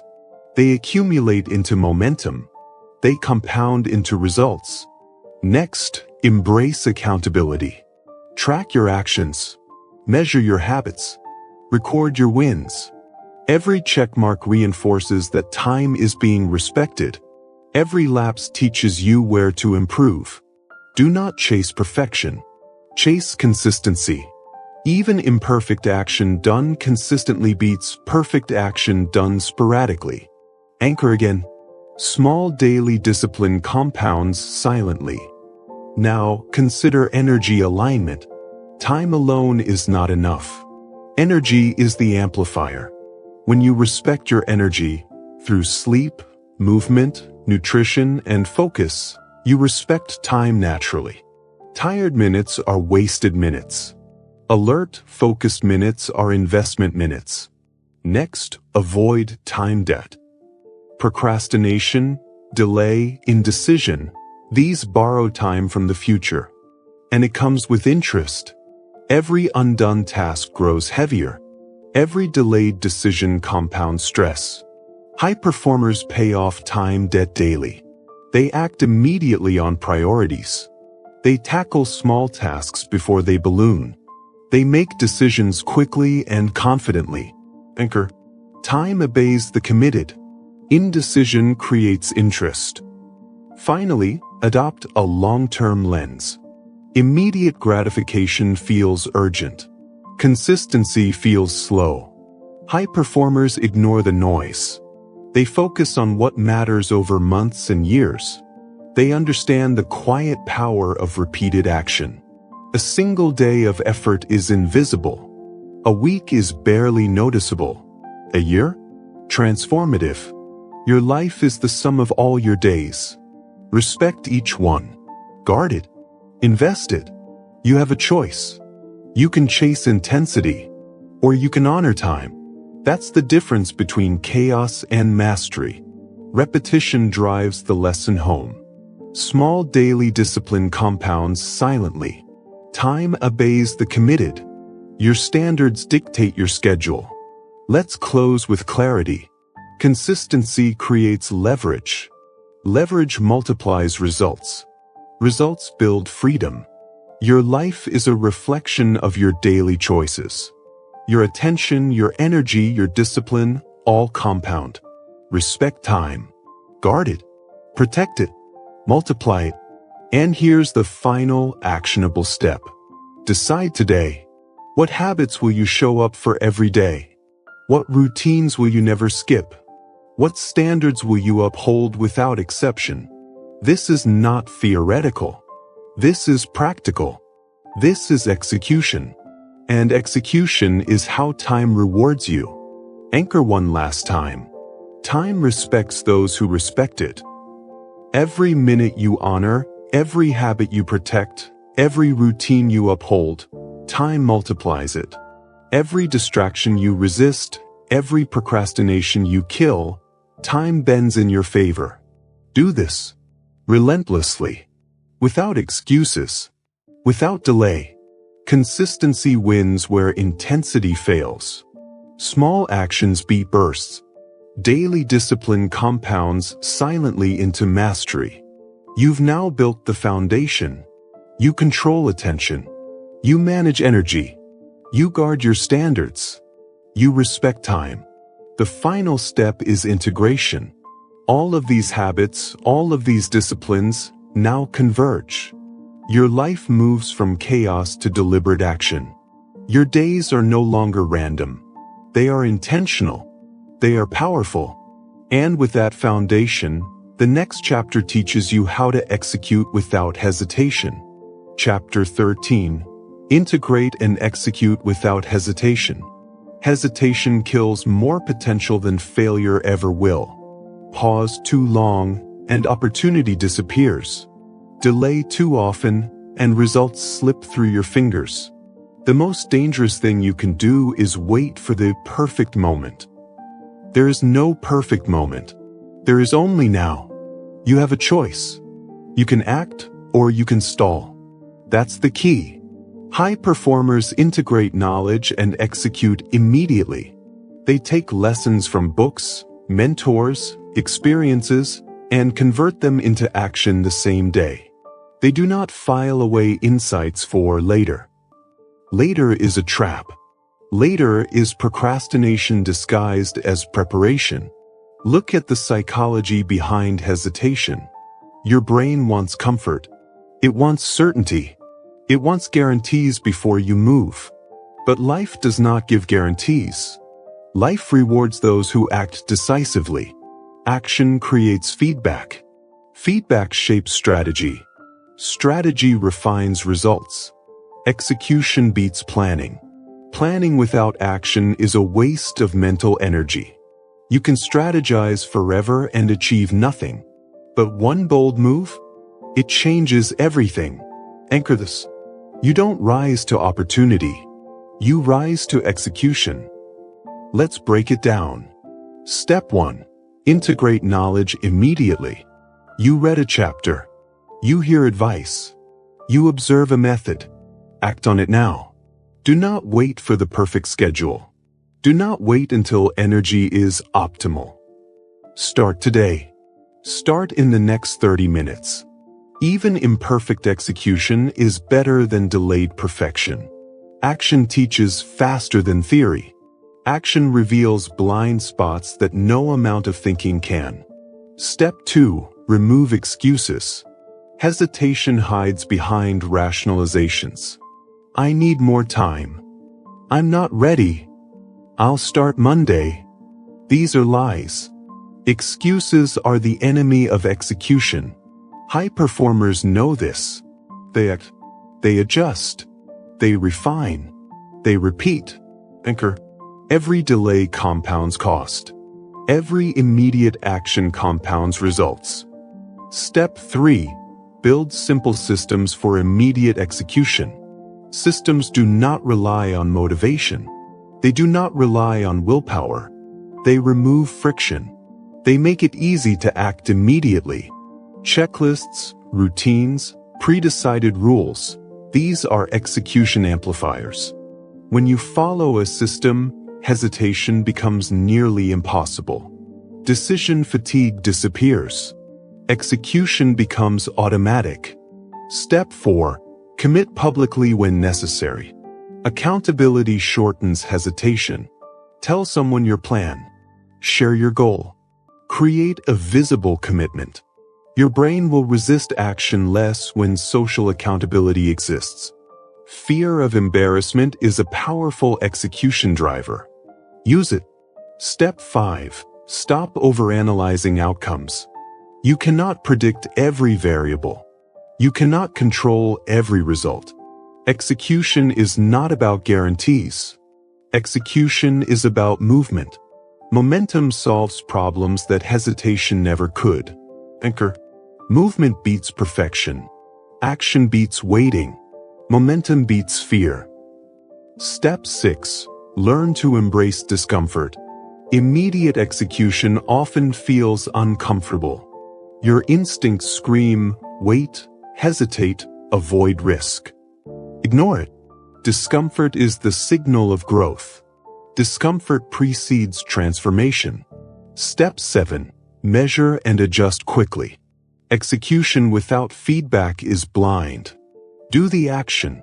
Observe results. Refine. Repeat.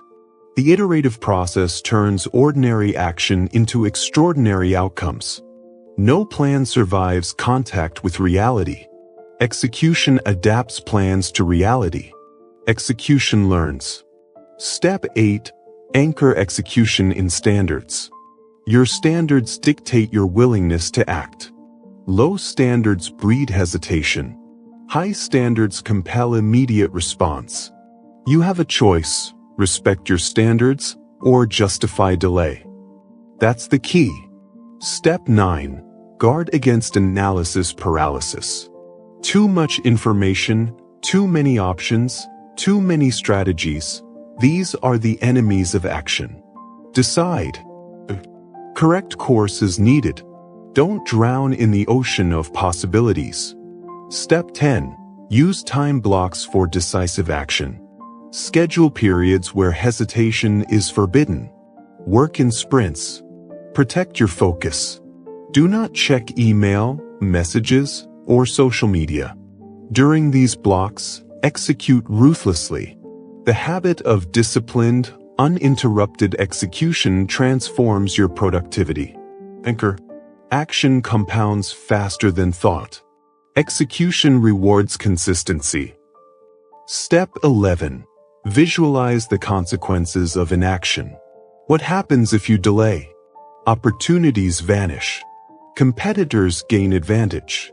Momentum stalls. Now imagine the opposite. Immediate execution creates results. Momentum builds. Confidence grows. Leverage multiplies. Let these contrasts guide your behavior. Fear of loss is a sharper motivator than desire alone. Use it to accelerate action. Step 12. Celebrate execution, not ideas. Ideas are cheap. Anyone can have an idea. Execution is rare. Execution is the differentiator. Every time you act decisively, reinforce it mentally. Recognize that you are part of the small percentage who do. Celebrate the habit, not the outcome. Anchor. Execution is your real currency. Ideas are worthless without it. Step 13. Build momentum through micro-decisions. Every choice to act immediately reinforces your ability to execute. Start small. Make 5 micro-actions today. Decide, act, repeat.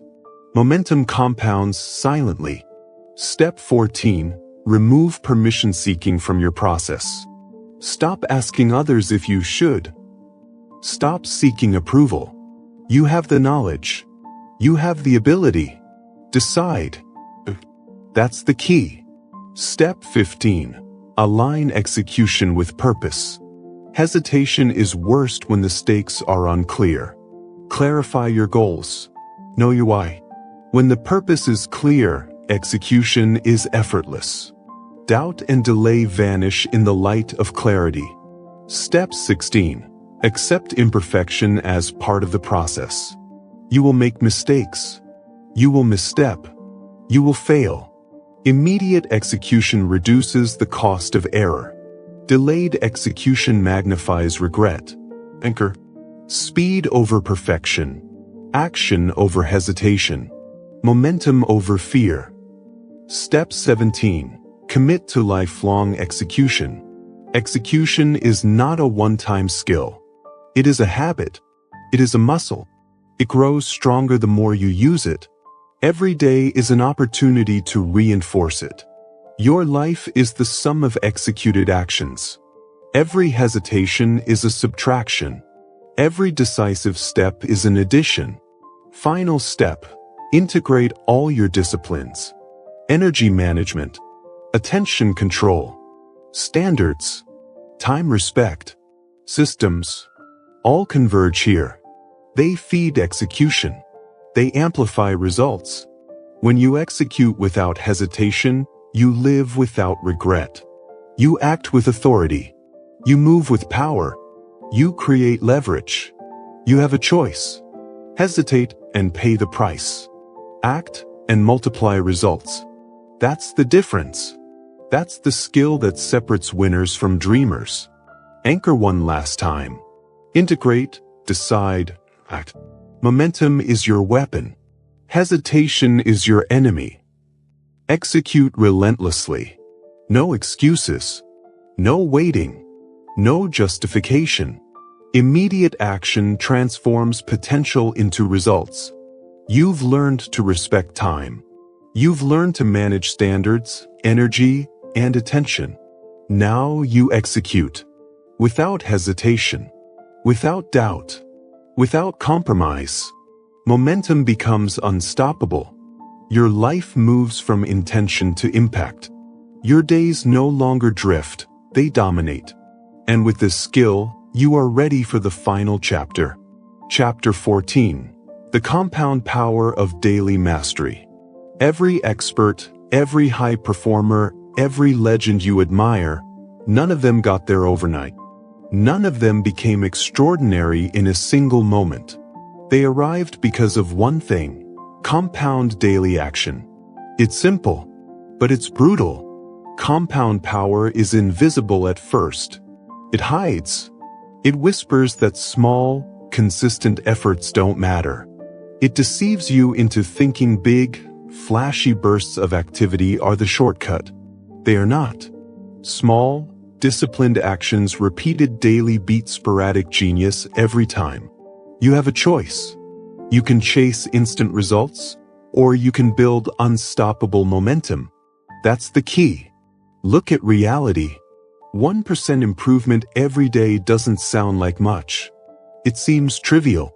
It seems negligible. But here's the math your brain doesn't want you to believe.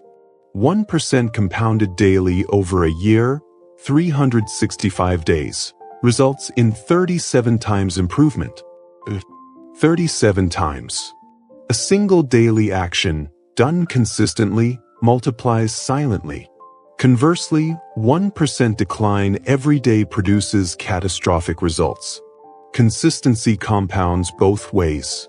Your daily habits are either building wealth, health, skill, and influence, or eroding them. Anchor this in your mind. Consistency compounds. Neglect compounds. Every day counts. Now, let's talk about mastery. Mastery is not perfection. Mastery is not talent. Mastery is repeated action aligned with your standards and purpose. It's the habit of doing the right thing every day, no matter how small it seems. Look at athletes.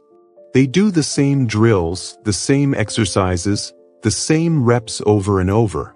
100 squats, 100 push-ups, 100 precise movements, daily. It looks boring. It feels tedious. But it compounds into world-class performance. Look at writers, creators, entrepreneurs.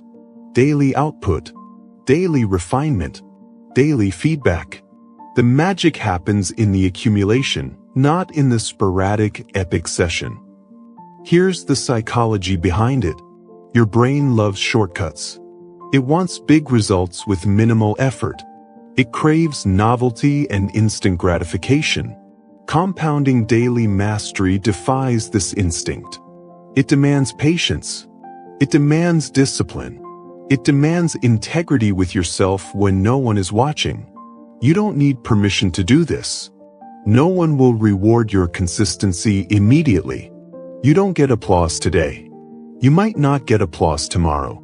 But every small, disciplined action is silently depositing into your future.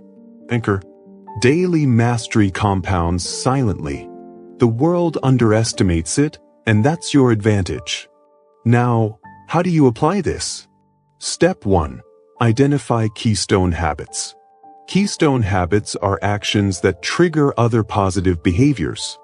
Exercise, meditation, focused work, reading, financial discipline. These are the pillars. Daily consistency here multiplies results across every area of life. Step 2. Start ridiculously small. You don't need to conquer mountains immediately. A single push-up daily is better than zero. One page written daily is better than none. Small actions remove resistance, build momentum, and create identity.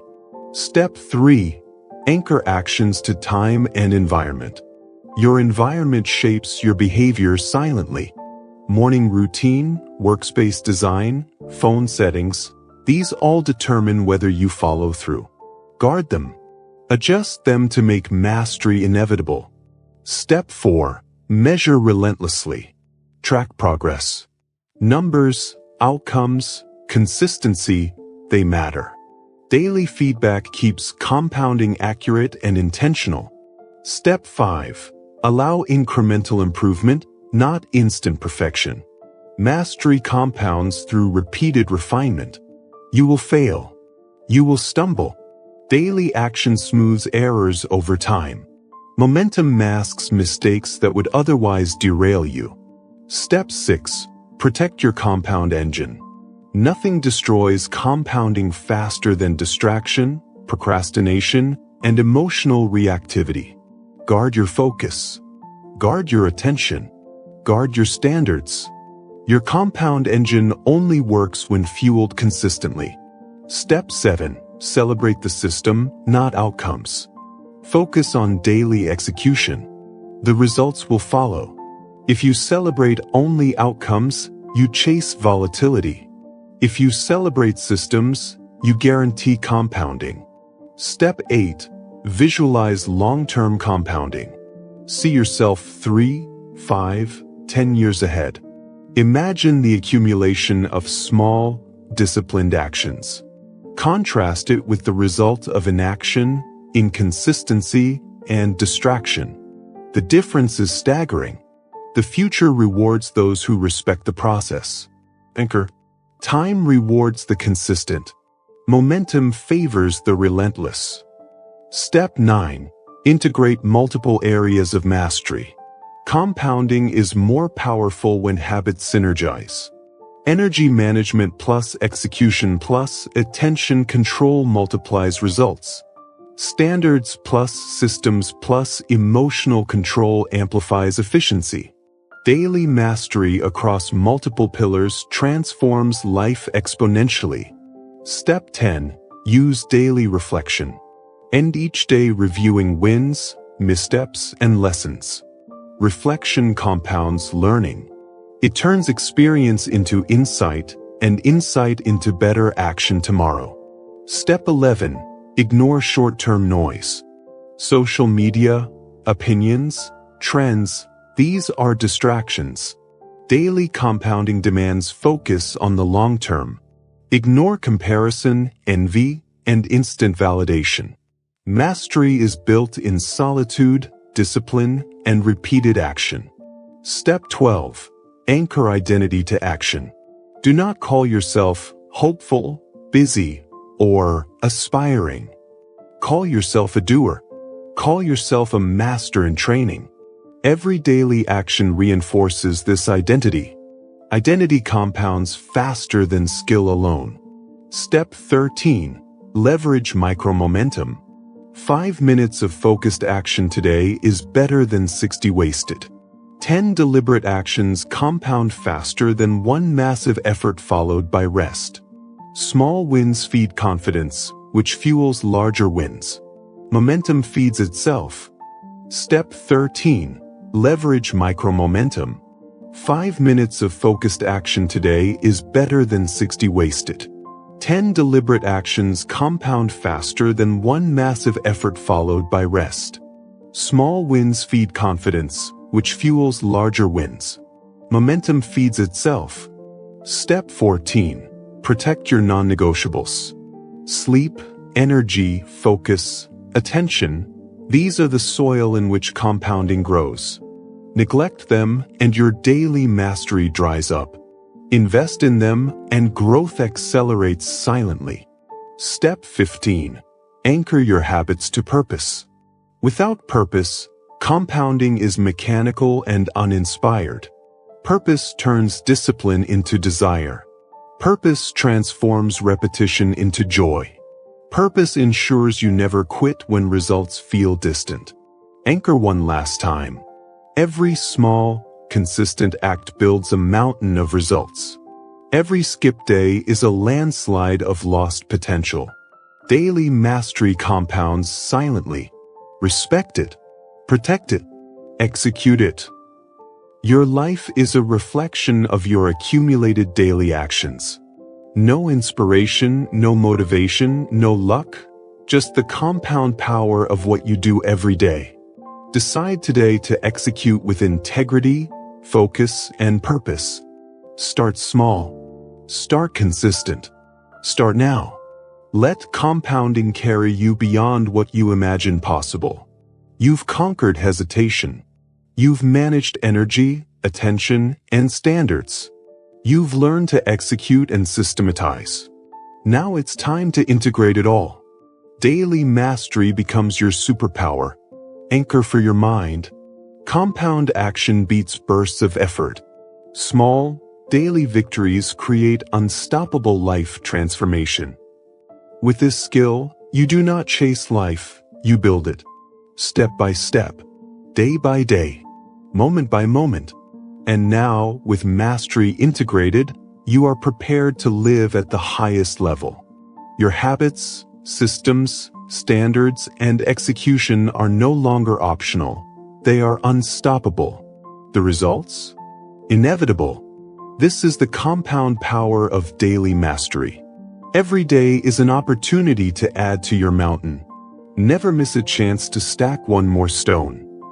The journey does not end here. It escalates. It accelerates. It compounds. And that is how ordinary days become extraordinary lives. You now understand the truth. Time was never your enemy. Your lack of structure was. Every minute you protect becomes power. Every minute you waste becomes regret. In 2026, most people will complain about time. You will command it. You will decide faster. You will focus longer. You will eliminate harder.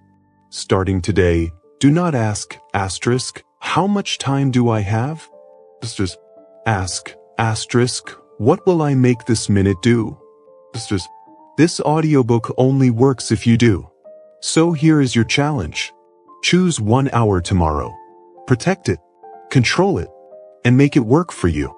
Because the moment you respect time, time changes your life.